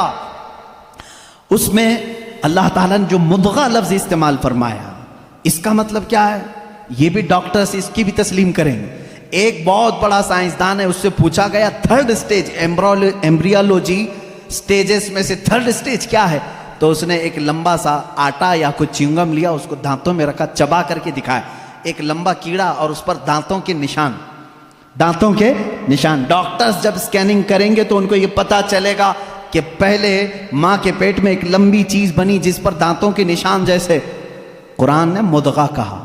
مدغہ کیا چیز ہے؟ جب عربی میں اس کا ترجمہ دیکھا گیا تو ایسی چیز جو لمبی ہڈی ہو اور اس میں جگہ جگہ سے کاٹا گیا ہو, مدغہ اس کو کہتے ہیں. اور ڈاکٹرز کل 100% اتفاق کرتے ہیں کہ 3rd اسٹیج میں جب یہ بچے کی ولادت آتی ہے تو اس کی صرف ریڑھ کی ہڈی بنی ہوتی ہے جو پیٹھ پر ہے, جس میں جگہ جگہ گانٹھ ہے. ایسا لگتا ہے جیسے کسی نے کسی چیز کو چبایا. یہ قرآن میں ایمبریالوجی کا فلسفہ موجود ہے. اگر یہ اسٹیجز میں بتاؤں 9 مہینے تک بولنا پڑے گا نا, بچے کی ولادت 9 مہینے بعد ہوتی ہے. ایمبریالوجی کے بہت ساری چیزیں ہیں. اور اللہ, میں آپ کو یہ بتاؤں سب سے پہلے چیز کیا بنتی ہے انسان کی, یہ بھی تحقیقات سائنس کر چکا ہے. سب سے پہلے بچے کے نطفے کے بعد علقہ, مدغہ, اور اس کے بعد اس پر چمڑی آتی ہے یا جو بھی 27 ویکس, اگر 24 ویکس ہوتے ہیں اگر پریگننسی کے, تو سب سے پہلے وہ جنین میں سننے کی چیز آتی ہے. کیا؟ سننے کی چیز. اس کے بعد اس کے اندر محسوس کرنے کی, دیکھنے والی چیز آ جاتی ہے 27 ویکس کے بعد. پھر اس کے بعد اس کی ہارٹ بیٹ بھی شروع ہوتی ہے. اب قرآن کی آیت پڑھو, اللہ فرماتا ہے وَجَعَلَ لَكُمُ السَّمْعَ وَالْأَبْصَارَ وَالْأَفْئِدَةَ قَلِيلًا مَا تَشْكُرُونَ. ہم نے تمہارے ماں کے پیٹ میں سب سے پہلے سننے کی طاقت دی, دیکھنے کی طاقت دی, پھر دھڑکنے والا دل عطا کی. اللہ اللہ, یہ ترتیب کہاں سے آئی؟ یہ اس زمانے میں قرآن نازل ہوا جہاں کوئی خوردبین نہیں تھی, کوئی مائکروسکوپ نہیں تھا, کوئی ٹیلیسکوپ نہیں تھا, کوئی سونوگرافی نہیں تھی, کوئی اسکیننگ سینٹر نہیں تھا. جب قرآن یہ بتا رہا ہے وہ لوگ اس وقت ماؤں کے پیٹ میں کیسے بات جان سکتے تھے؟ ایک بہت بڑا سائنسدان ہے, اس کے سامنے ایمبریالوجی کے تذکرے کیے گئے اور قرآن کی آیتیں بتائی گئی تو کہتا ہے شاید محمد صلی اللہ علیہ وسلم کے پاس کوئی ایسی بڑی مشین تھی جس کو وہ دیکھ کر کے سب بتائیں. ان سے کہا گیا میاں یہ 1400 سال پہلے کی ہے, تو وہ خود ہنسنے لگا. ہاں یہ تو ٹیلیسکوپ جو دیکھنے والی خوردبین ہے, مائکروسکوپ, یہ تو 16ویں صدی میں ایجاد ہوئی ہے. اور اس وقت جب ایجاد ہوئی تو بڑی بڑی چیزیں ہی خالی دیکھ سکتی تھی, چھوٹی چیزوں کو دیکھا بھی نہیں جاتا. پھر اس نے اٹھ کر کے یہ کہا پھر تو یا تو اوپر والی کوئی طاقت ان کے ساتھ ہوگی. یہ باتیں اگر وہ اس زمانے میں بتائے ہیں تو پھر کوئی اور طاقت ہوگی. یہ قرآن کے علوم ہیں میرے عزیزو, پڑھو اس قرآن کو, کیا نہیں ہے اس کے اندر. اب میں اگر ایمبریالوجی ہو گئی بات, اس کے علاوہ اور ہائیڈرولوجی, زمین کے معاملات, پانی کے تبخیر کا سب سے پہلا مادہ قرآن نے بتایا. یہ واٹر سائیکل کے جو تھیوری ہے سب سے پہلے جانتے ہیں آپ کو کس نے پیش کی ہے؟ ایک سائنسدان ہے جس نے یہ بات پیش کی, برنارڈ پیلیسی نام کا ایک سائنسدان ہے. اس نے یہ تھیوری پیش کی کہ سمندر کا پانی گرمی سے سوکھتا ہے, آسمانوں میں جاتا ہے. سائنس میں ہم بھی اسکول میں پڑھے تھے, دھوپ میں پانی اڑ کر کے جاتا ہے, پھر جمع ہوتا ہے, پھر بارش میں آتا ہے. یہی ہے نا یہ واٹر سائیکل کا جو نظام ہے, ایواپوریشن اس کو کہتے ہیں. یہ سب سے پہلے جو سائنسدان نے برنارڈ پیلیسی نام کا اس نے دیا, اور وہ بھی 1580 میں, 16ویں صدی میں. اب آؤ قرآن کیا کہتا ہے. قرآن کہتا ہے وَالسَّمَاءِ ذَاتِ الرَّجْعِ وَالْأَرْضِ ذَاتِ الصَّدْعِ, وہ آسمان جو ہر چیز کو واپس پھر سے کھینچ لیتا ہے. پانی ہم برساتے ہیں اور پھر اس کو لوٹا دیتے ہیں. یہ ایواپوریشن کا, واٹر سائیکل کا جو مسئلہ ہے, یہ جو فنڈا ہے, یہ قرآن میں موجود ہے. مجھے بتاؤ اے سائنس کے اسٹوڈنٹس, کیا قرآن ہائیڈرولوجی کی بات نہیں کر رہا ہے؟ کیا قرآن ایمبریالوجی کی بات نہیں کر رہا ہے؟ کیا قرآن آسٹرونومی کی بات نہیں کر رہا ہے؟ کیا قرآن آسٹرولوجی کی بات نہیں کر رہا ہے؟ کیا قرآن بایولوجی کی بات نہیں کر رہا ہے؟ فزیولوجی کی بات کر رہا ہے. قرآن ہر فزیولوجی میں یہ دوران خون جو ہوتا ہے, ابھی آج ایک بچے نے مجھے سوال کیا فزکس پڑھنا کیسا ہے حضرت, اس میں الگ الگ تھیوریاں ہیں. میں اس کے لیے بھی بتا دوں, فزکس قرآن میں موجود ہے. فزکس کا ایک بہت بڑا فنڈا یہ ہے کہ ایٹم یہ تقسیم نہیں ہوتا. پہلے سے لوگوں کا خیال تھا ایک ذرہ ہوتا ہے. 14 صدیوں تک لوگ یہ مانتے تھے ایک لاسٹ کوئی چیز ہوگی, اس سے لاسٹ تو کوئی کچھ نہیں ہوگا نا. جیسے ذرہ, ایک چھوٹا سا ہلکا ذرہ, وہ نہیں تقسیم ہوگا. فزکس والوں نے یہ ثابت کیا نہیں, ذرہ بھی تقسیم ہوتا ہے, ایٹم کو بھی تقسیم کیا جا سکتا ہے, ڈیوائیڈ ہو سکتا ہے. یہ فزکس کا فنڈا ہے, یہ فزکس کی تھیوری ہے. اور قرآن کہتا ہے لا يعزب عنه مثقال ذرة في السماوات والارض ولا اصغر من ذلك ولا اکبر الا في کتاب مبین.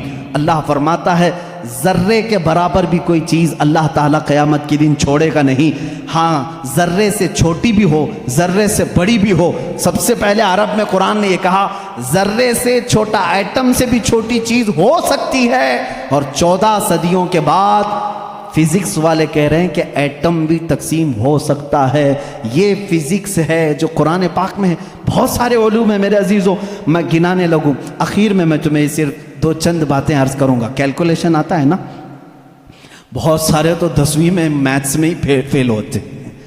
میتھس لو نکالو. آج میں تمہیں قرآن کا میتھس بتاتا ہوں. سب اپنے ہاتھوں میں کیلکولیٹر لے کر کے بیٹھو. میں حساب بولتا جاتا ہوں اور کرتے جانا ہوں کہ قرآن کے مثل کوئی دوسرا کیوں نہیں لا سکتا. میں تمہیں بتاؤں, ایسی اس کے اندر ترتیب ہے, اللہ نے ایسا بنا کر کے رکھا ہے, ممکن ہی نہیں ہو سکے گا, ممکن ہی نہیں ہو سکے گا. ایک بڑے سائنسدان نے تحقیق کیا اور کمپیوٹر میں ڈال کے چیک کیا ہے بار بار.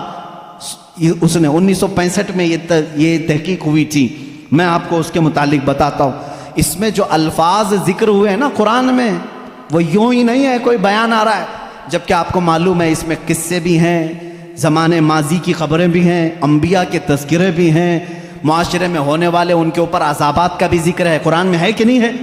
قرآن میں یوسف علیہ السلام کا قصہ ہے, موسیٰ علیہ السلام کا قصہ ہے, ایوب علیہ السلام کا قصہ ہے, ابراہیم علیہ السلام کا قصہ ہے, اسماعیل علیہ السلام کے ذبح ہونے کا قصہ, یہ سب ہے نا.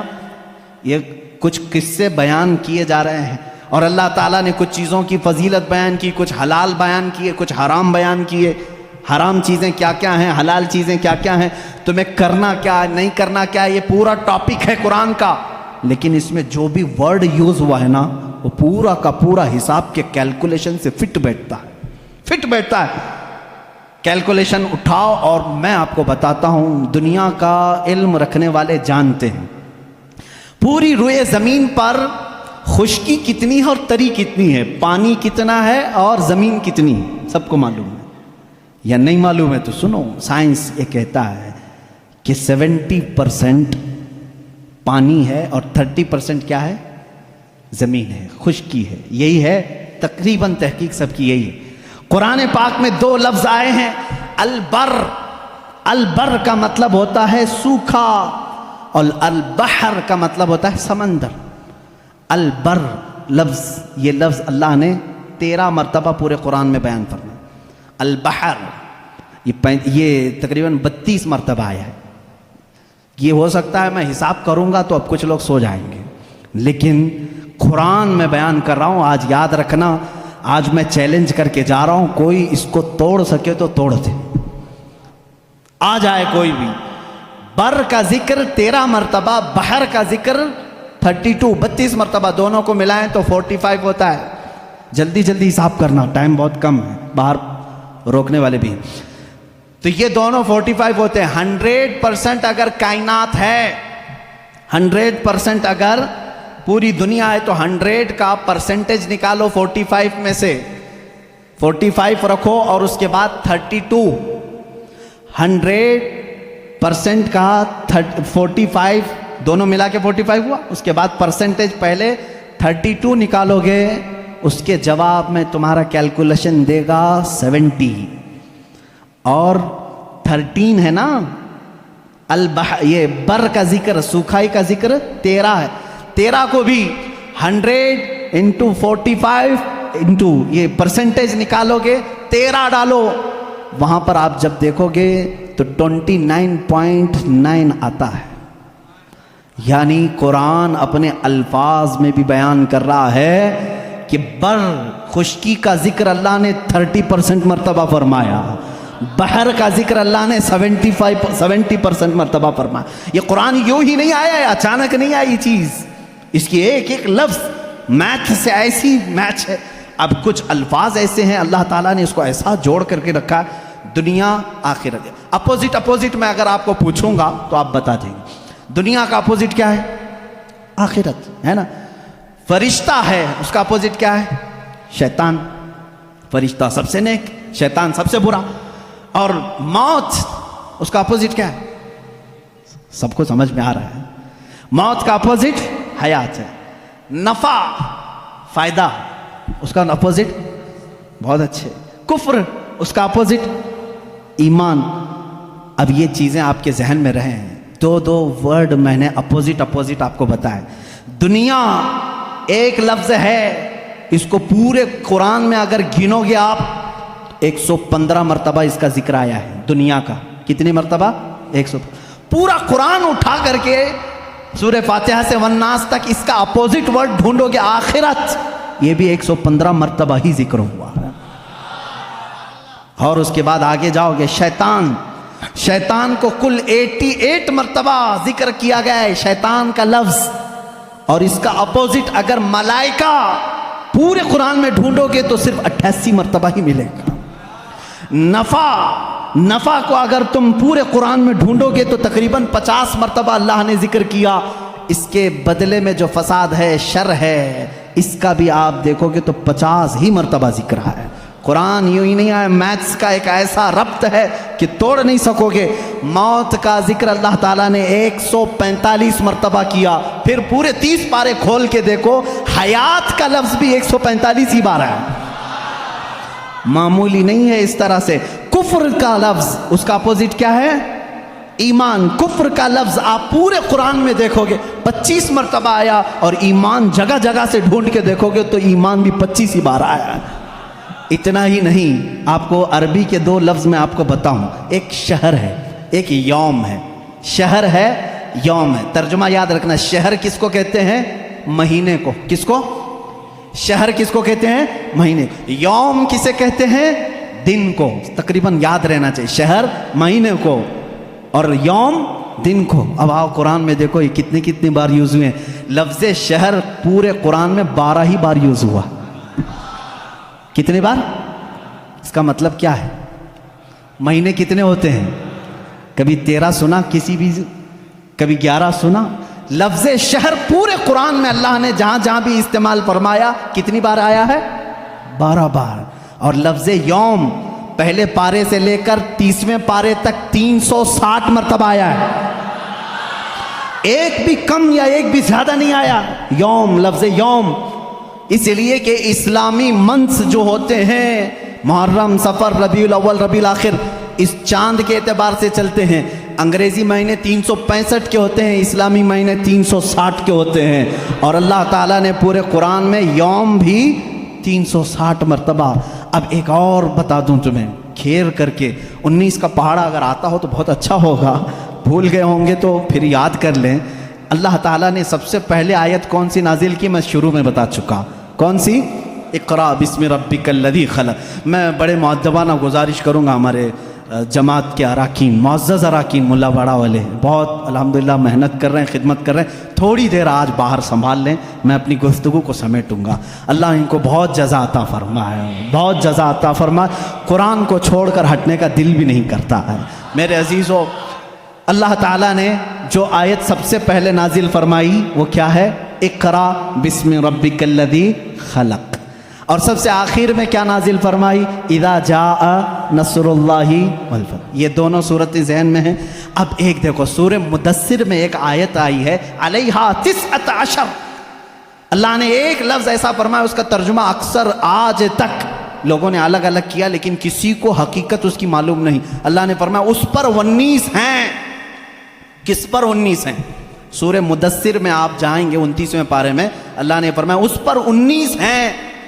کچھ لوگوں نے تفسیر میں کہا 19 فرشتے ہیں جو جہنم کو سنبھالیں, کچھ نے کہا 19 فرشتے ہیں جو عرش کو اٹھائیں, کچھ نے کہا 19 فرشتے ہیں جو آسمان سے اترتے ہیں. الگ الگ تفسیر ہے. 19 کیا ہے یہ معلوم نہیں. تو ایک محقق نے 19 کا ورڈ قرآن میں ڈھونڈنا شروع کیا, کیا کیا ڈھونڈ کر کے نکالا. اللہ ان کو بھی اللہ جزا عطا کرے. 19 کا لفظ یوں ہی نہیں آیا قرآن میں. اللہ تعالیٰ نے اس کو فرمایا یہ محافظت, حفاظت کرنے والی چیز کے لیے 19 کا لفظ آیا ہے کہ 19 حفاظت کرنے والے ہیں. کیا ہے معلوم نہیں. اب میں آپ کو بتاؤں, پورے قرآن کی سورتوں کے شروع میں بسم اللہ الرحمن الرحیم ہے بسم اللہ الرحمن الرحیم. اور اس کو کہا گیا ہے یہ ہر سورے کی چابی ہے, اور چابی سے ہی حفاظت ہوتی ہے. اب آؤ بسم اللہ کو اگر توڑ کر کے اس کے حروف گنو، با سین میم الف لام لام ہا الف لام را ہا میم نون الف لام را ہا یا میم، کل جوڑو گے تو یہ 19 ہی نکلتے ہیں۔ بسم اللہ الرحمن الرحیم میں 19 حرف آئے ہیں۔ کتنے آئے؟ 19 حرف آئے ہیں۔ اب اتنا ہی نہیں، یہ چابی ہے ہر سورے کی۔ اللہ نے صرف اتنا فرمایا تھا، اس پر 19 ہیں حفاظت کرنے والے۔ کیا ہیں؟ ابھی ڈھونڈتے جاؤ، ابھی ڈھونڈتے جاؤ، 19 اور ملے گا تمہیں۔ بسم اللہ الرحمن الرحیم، اس کے پورے کل حروف کتنے ہیں؟ 19 ہیں۔ اب اتنا ہی نہیں، ہر سورے کے شروع میں یہ چابی رکھی گئی ہے حفاظت کی، 19 اس کے اندر ہیں۔ اب اس میں سے ایک ایک حرف کو میں الگ، ایک ایک لفظ کو الگ کرتا ہوں۔ اسم ہو گیا، اللہ ہو گیا، رحمان ہو گیا، رحیم ہو گیا۔ اب میں نے اس کو بھی تلاش کیا قرآن پاک میں، لفظ اسم قرآن میں کتنی بار آیا ہے، لفظ اللہ قرآن میں کتنی بار آیا ہے، لفظ رحمان قرآن میں کتنی بار آیا ہے، لفظ رحیم قرآن میں کتنی بار آیا ہے۔ تو جانتے ہیں بسم اللہ کے ایک ایک حرف کو آپ نے الگ کیا تھا تو کتنے ہوئے تھے؟ با سین میم، یہ سب کتنے ہوئے تھے؟ 19 ہوئے تھے۔ اب لفظ اسم کو پورے قرآن میں ڈھونڈو گے، اسم پورے قرآن میں صرف 19 بار آیا ہے۔ پورے قرآن میں کتنی بار آیا ہے؟ میتھس والے اٹھاؤ کیلکولیٹر، آگے چلو۔ لفظ رحمان قرآن میں 57 مرتبہ آیا۔ کتنے؟ 57۔ میں پارا پڑھتا ہوں، 19 × 19 19 2 38 19 3 57۔ یہ 57 19 کو 3 بار ضرب دو گے 57 ہوں گے۔ 19 کا عدد لفظ رحمان میں بھی موجود ہے۔ لفظ رحیم پورے قرآن میں 114 مرتبہ ہے۔ کتنے؟ 114 مرتبہ۔ 19 کا پارا پھر پڑھو، اس کو ڈیوائیڈ کر کے دیکھنا 114 سے۔ 19 × 19 19 2 38 19 3 57 19 چوک 76 یا 78 جو بھی ہے، 19 اور 5 95 19 چھکے جو 6 ہو 19 6 114 ہوتا ہے 114۔ اگر 19 کو 6 بار ضرب دو گے 114 نکلے گا۔ 19 کے ہر لفظ سے کہیں نہیں جانا ہے تمہیں۔ لفظ رحمان بھی 114 مرتبہ آیا، لفظ رحیم اور لفظ اللہ 2699 مرتبہ آیا۔ اور اس کو بھی تم اگر ڈیوائیڈ کرو گے 142 کو اگر ڈیوائیڈ کر دیے 19 سے تو 142 مرتبہ اگر پڑھو گے تو یہی عدد تمہیں نکل کے آئے گی 2699 مرتبہ۔ اتنا ہی نہیں، 19 کا عدد یہیں ختم نہیں ہوتا، 19 کا عدد یہاں ختم نہیں ہوتا۔ پورے قرآن کی کتنی سورتیں ہیں؟ 114۔ کتنی ہیں؟ اور 19 سے ڈیوائیڈ کر کے دیکھو اس کو، 19 پنجے 95 19 چھکے 114۔ یہ سورتیں بھی 19 پر ہیں، یہ ایسی چابی ہے۔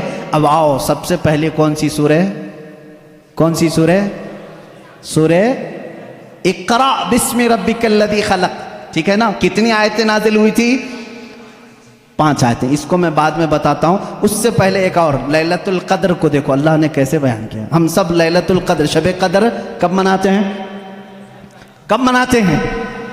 27 رمضان کو نا۔ تقریباً دنیا میں اکثر لوگ 27 رمضان کو کیا مناتے ہیں؟ لیلۃ القدر۔ عربی میں شب قدر کو کیا کہتے ہیں؟ لیلۃ القدر۔ یہ سورہ آئی ہے 30ویں پارے میں، انا انزلناہ فی لیلۃ القدر وما ادراک ما لیلۃ القدر لیلۃ القدر خیر من الف شہر۔ اس ایک سورہ میں لیلۃ القدر کا ورڈ 3 بار یوز ہوا ہے۔ کتنی بار؟ 3 بار۔ ذہن میں ہے نا؟ لیلۃ القدر، شب قدر، شب قدر، شب قدر 3 بار یوز ہوا ہے۔ اب آؤ لیلۃ القدر کو میں حرف الگ الگ کرتا ہوں، لیلۃ القدر کو پورا توڑ کر کے الگ الگ حرف کرتا ہوں۔ لیلۃ القدر میں کتنے حرف ہیں؟ لام، یا، لام، تا، الف، لام، قاف، دال، را۔ کتنے ہوئے؟ 9۔ ایک لیلۃ القدر میں کتنے لفظ آئے؟ 9۔ اور یہ لیلۃ القدر کتنی بار یوز ہوا؟ 3 بار۔ 9 کو 3 سے ضرب دو، 9 کے 9 9 2 18 9 3 27۔ لیلۃ القدر کب ہے؟ قرآن یوں ہی نہیں آیا ہے، پورا میتھ سے لے کر کے آیا ہے۔ قرآن پڑھنے والا میں سمجھتا ہوں میتھمیٹکس میں فیل ہو ہی نہیں سکتا۔ مجھ جیسے جاہل کو دیکھو جو بیٹھا ہوں اور میتھس تمہیں بتا رہا ہوں، یہ قرآن کی برکت ہے، قرآن کی برکت ہے۔ میں نے کسی یونیورسٹی میں میتھس نہیں پڑھا، صرف قرآن سے پڑھا ہے۔ اب آؤ میں تمہیں بتاتا ہوں، قرآن شروع جہاں نازل ہوا اقرا بسم ربک الذی خلق، اور جہاں ختم ہوا اذا جاء نصر اللہ، اور اللہ نے یہ 19 کی چابی دونوں میں لگا رکھی ہے۔ کیسے؟ آؤ اقرا بسم ربک الذی خلق کو میں پڑھتا ہوں ما لم یعلم تک، کہاں تک؟ ما لم یعلم، اپنی انگلیوں سے گنتے رہنا، گنتے رہنا، میں ایک ایک حرف گنتا جا رہا ہوں۔ اقرا بسم ربک الذی خلق، خلق الانسان من علق، اقرا وربک الاکرم الذی علم بالقلم، علم الانسان ما لم یعلم۔ ٹوٹل کتنے ہوئے؟ کتنے ہوئے؟ اقرا سے لے کر کے ما لم یعلم تک ایک ایک ورڈ میں نے گنا، کتنے آئے؟ 19 آئے۔ یہ سب سے پہلے نازل ہونے والی آیتیں ہیں۔ چلو اذا جاء میں چلتے ہیں، آخری جو سب سے آخر میں آئی، اذا جاء نصر اللہ والفتح ورأیت الناس يدخلون فی دین اللہ افواجا فسبح بحمد ربک واستغفر انہ کان توابا۔ 19 لفظ اس میں بھی آتے، کتنے آتے ہیں؟ پھر سے جوڑنا اذا کو، یہ ایک ایک حرف ایک ایک لفظ ہے عربی میں۔ اذا ایک الگ چیز ہے، جا الگ ہے، نصر الگ ہے، اللہ الگ ہے، والفتح الگ ہے، ورأیت الگ ہے، الناس الگ ہے، یدخلون الگ ہے، فی الگ ہے، دین الگ ہے، اللہ الگ ہے، افواجا الگ ہے۔ اس کے بعد فی دین اللہ افواجا، فسبح الگ ہے، بحمد الگ ہے، ربی کا الگ ہے، واستغفر الگ ہے، انہو الگ ہے، کانا الگ ہے، تواب الگ ہے۔ پورے ٹوٹل کتنے ہوئے؟ قرآن پاک کی اترنے والی سورہ اقرا بسم ربک، اس میں 19 لفظ پہلے اتارا، جب ختم کرنا ہوا تب بھی 19 لفظ۔ یہ ایسی چابی ہے، اس کے فنڈے میں تم کھو کے رہ جاؤ گے، نکال نہیں پاؤ گے۔ میں ابھی تو یہ تمام چیزیں بیان ہی نہیں کر سکا کہ قرآن ہماری زندگی کا پورا دستور حیات ہے۔ جب تمہارے گھر میں بچے کی ولادت ہو تو قرآن کہتا ہے نام رکھو، نام رکھنے کی ترتیب، تمہیں کسی بھی اور لا کی ضرورت نہیں، میں سارے لا تمہیں بتا کر کے جاتا ہوں۔ آج قرآن جینے کا سلیقہ کیسے دیکھتا ہے۔ بچہ پیدا ہو تو نام رکھو، وَإِنِّي أُعِيذُهَا بِكَ وَذُرِّيَّتَهَا مِنَ الشَّيْطَانِ سَمَّيْتُهَا مریم۔ حضرت حنہ نے کہا میں اس کا نام مریم رکھی ہوں۔ یہاں سے پتہ چلتا ہے بچہ پیدا ہونے کے بعد سب سے پہلی ڈیوٹی ماں باپ کی نام رکھنے کی ہے۔ اس کے بعد کیا ڈیوٹی ہے؟ قرآن سے پوچھا، قرآن کہتا ہے وَالْوَالِدَاتُ يُرْضِعْنَ أَوْلَادَهُنَّ حَوْلَيْنِ كَامِلَيْنِ، والداؤں کو، ماؤں کو یہ چاہیے کہ اپنے بچوں کو دودھ پلائیں۔ ہم نے قرآن سے پوچھا کتنے دن پلائیں؟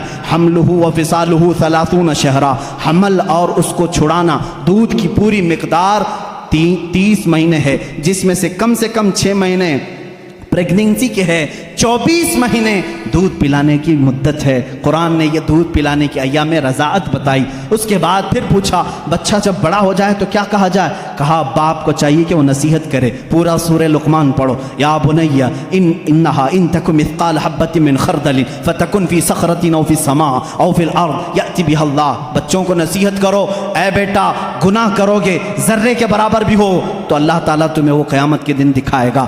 باپ یہ بچے کو سمجھائے اقیم الصلاۃ وامر بالمعروف وانہی عن المنکر واصبر علی ما اصابک۔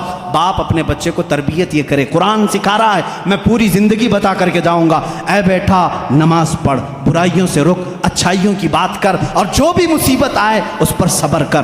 اور باپ کیا سمجھائے بچے کو؟ ولا تسعر خدک للناس ولا تمشی فی الارض مرحا۔ جب بات کرے کسی کے ساتھ منہ ٹیڑھا کر کے بات مت کرنا، ادب بھی قرآن سکھا رہا ہے۔ اور پھر قرآن کہتا ہے باپ اپنے بچے کو یہ سمجھائے کبھی بھی زمین پر اکڑ کر کے مت چلنا، کبھی کسی کو بلند آواز سے بات مت کرنا، کبھی کسی کے ساتھ چھیمی گوئیاں اس طرح نہ کرنا کہ تیسرا شک میں مبتلا ہو جائے۔ یہ تربیت ہے۔ اتنا ہی نہیں، پھر بچے کو کیا سمجھایا قرآن نے؟ ماں باپ کے ساتھ کیا کرے؟ قرآن کہتا ہے ہم نے فیصلہ کر دیا، قضا ربک الا تعبدوا الا ایاہ وبالوالدین احسانا اما یبلغن عندک الکبر احدهما او کلاهما فلا تقل لهما اف ولا تنهرهما۔ اے لوگو جب تمہارے ماں باپ میں سے کوئی ایک بوڑھا ہو جائے تو انہیں اف تک نہ کہنا، ان کے ساتھ نرم بات کرنا، انہیں جھڑکنا نہیں۔ ماں باپ کی تمیز قرآن دے رہا ہے۔ بچوں سے پوچھا گیا جب یہ بالغ ہو جائیں تو کیا کیا جائے؟ قرآن کہتا ہے وَإِذَا بَلَغَ الْأَطْفَالُ مِنْكُمُ الْحُلُمَ فَلْيَسْتَأْذِنُوا كَمَا اسْتَأْذَنَ الَّذِينَ مِن قَبْلِكُمْ. جب بچے بالغ ہو جائیں تو انہیں سکھاؤ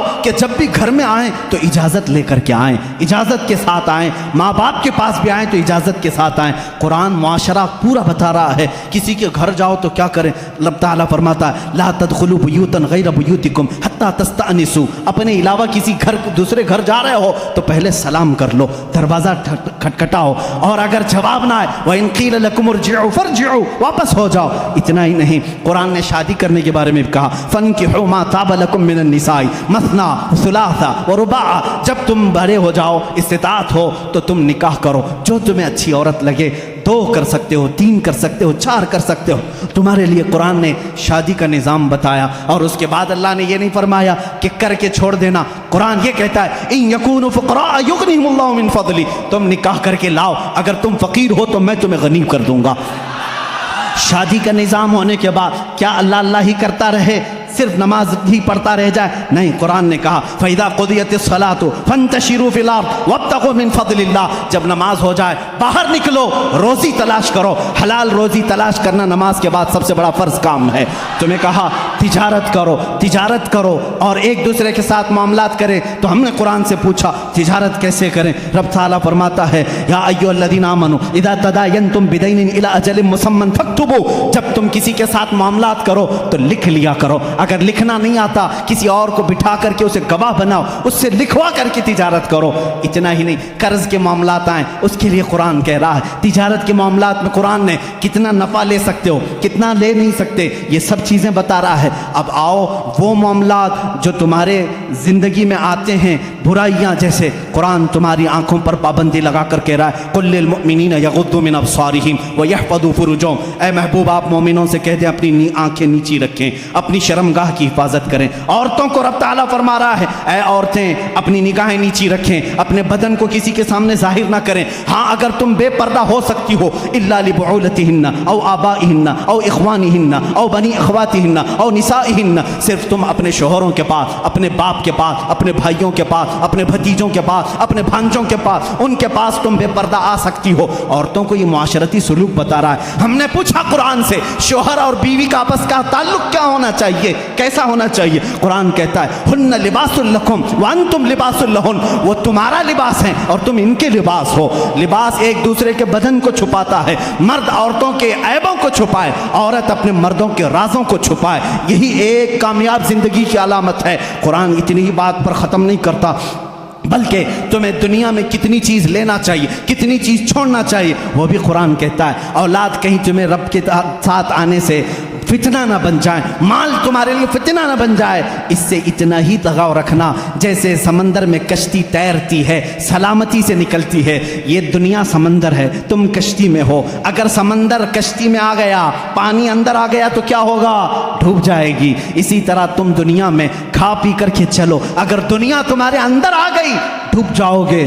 رب تعالیٰ نے یہ بھی تمہیں نظام بتایا، کتنا دنیا چھوڑ سکتے ہو، کتنا رہ سکتے ہو، یہ بھی نظام قرآن تمہیں بتاتا ہے. شادی کے بعد، اس کے بعد بڑھاپے کے معاملات کو بھی قرآن کہتا ہے وَمَن نُعَمِّرْهُ نُنَكِّسْهُ أَفَلَا تَعْقِلُونَ. جب کوئی بوڑھا ہو جاتا ہے ہم اس کو پرانی یادیں لے آتے ہیں، اس کا بچپنا لوٹا دیتے ہیں. بوڑھا بار بار بھول جاتا ہے، بوڑھے کو پکڑ کر کے پیشاب لے جانا پڑتا ہے، بوڑھے کو کھلانا پڑتا ہے جیسے بچوں کو کھلانا پڑتا ہے، بوڑھے کو اٹھانا پڑتا ہے جیسے بچوں کو. پوری چیز ریٹرن کر دی جاتی ہے بڑھاپے میں. یہ قرآن بچپن سے لے کر کے، پیدا ہونے سے لے کر کے موت تک کے حالات بتا رہا ہے. اتنا ہی نہیں بلکہ تمہاری وفات آ جائے اس کا تذکرہ بھی قرآن کہتا ہے. موت کیسے آتی ہے؟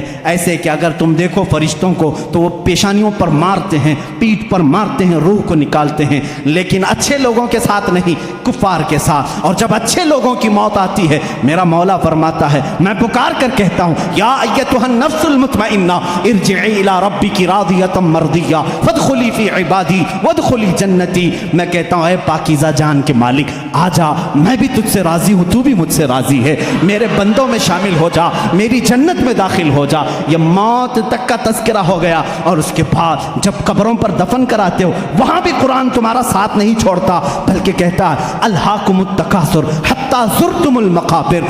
اے لوگو تمہیں دنیا کہیں غافل نہ کر دے، تم جاؤ قبروں کی زیارت کرو، دیکھا کرو. وہ آج بڑی طاقت کے باوجود بھی بے حس لیٹے ہوئے ہیں. تمہیں قبروں کی زیارت تک کی بات بتا رہا ہے. اتنا ہی نہیں، موت کے بعد ہونے والے حالات کو قرآن نے بتایا ہے۔ میں کتنی چیزیں ذکر کروں، یہ رات ناکافی ہے۔ جو کچھ بیاں ہوا وہ آغاز باب تھا، یہ قصہ لطیف ابھی ناتمام ہے۔ اے میرے عزیزو، قرآن کو اگر میں سورہ فاتحہ سے لے کر سورہ والناس ہر آیت کو، ہر سورہ کو چھیڑ دوں تفسیر کے حوالے سے، صدیاں گزر جائیں گی، ہماری عمر ختم ہو جائے گی، کیونکہ قرآن کہتا ہے، اللہ تعالیٰ نے فرمایا وَلَوْ أَنَّ فِي الْأَرْضِ أَقْلَامٌ وَلَوْ أَنَّ فِي الْأَرْضِ وَلَوْ أَنَّ مَا فِي الْأَرْضِ، اللہ تعالیٰ فرماتا ہے جو کچھ بھی سمندر ہیں وہ سیاہی بن جائیں، اور جتنے درخت ہیں وہ قلم بن جائیں، اور اس قرآن کی تعریف لکھنا چاہیں، یہ درخت ٹوٹ جائیں گے، سمندر سوکھ جائے گا، قرآن کی تعریف بیان نہیں ہو سکے گی۔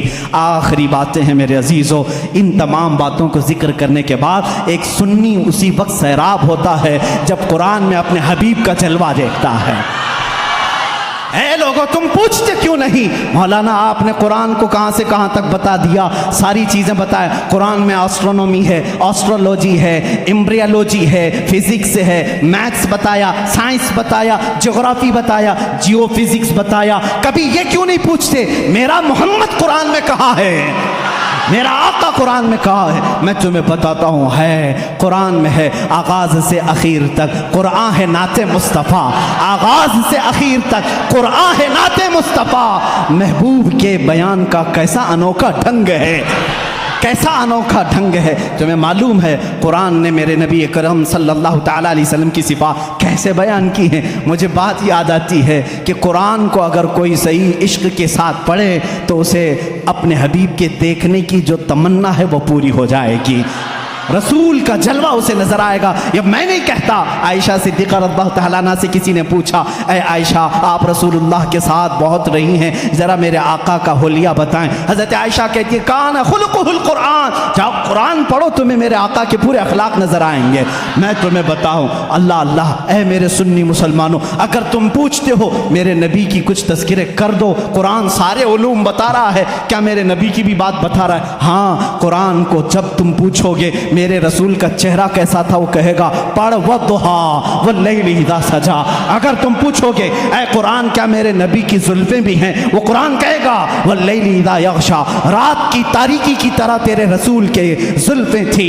اگر تم پوچھو گے قرآن اور بتا میرے نبی کا حلیہ، قرآن کہتا ہے میں تجھے بتاتا ہوں اس کے ہاتھ، وَمَا رَمَيْتَ إِذْ رَمَيْتَ وَلَكِنَّ اللَّهَ رَمَىٰ، جب اٹھتے ہیں ہاتھ اس کا ہوتا ہے، دست قدرت اللہ کا ہوتا ہے۔ اور تم پوچھتے ہو اس کی زبان کیا ہے، وما ينطق عن الهوى ان هو الا وحی یوحى، وہ کچھ اپنے پیٹ سے نہیں بولتا، اس کی زبان سے جو نکلتا ہے وہ وحی الہی ہوتی ہے۔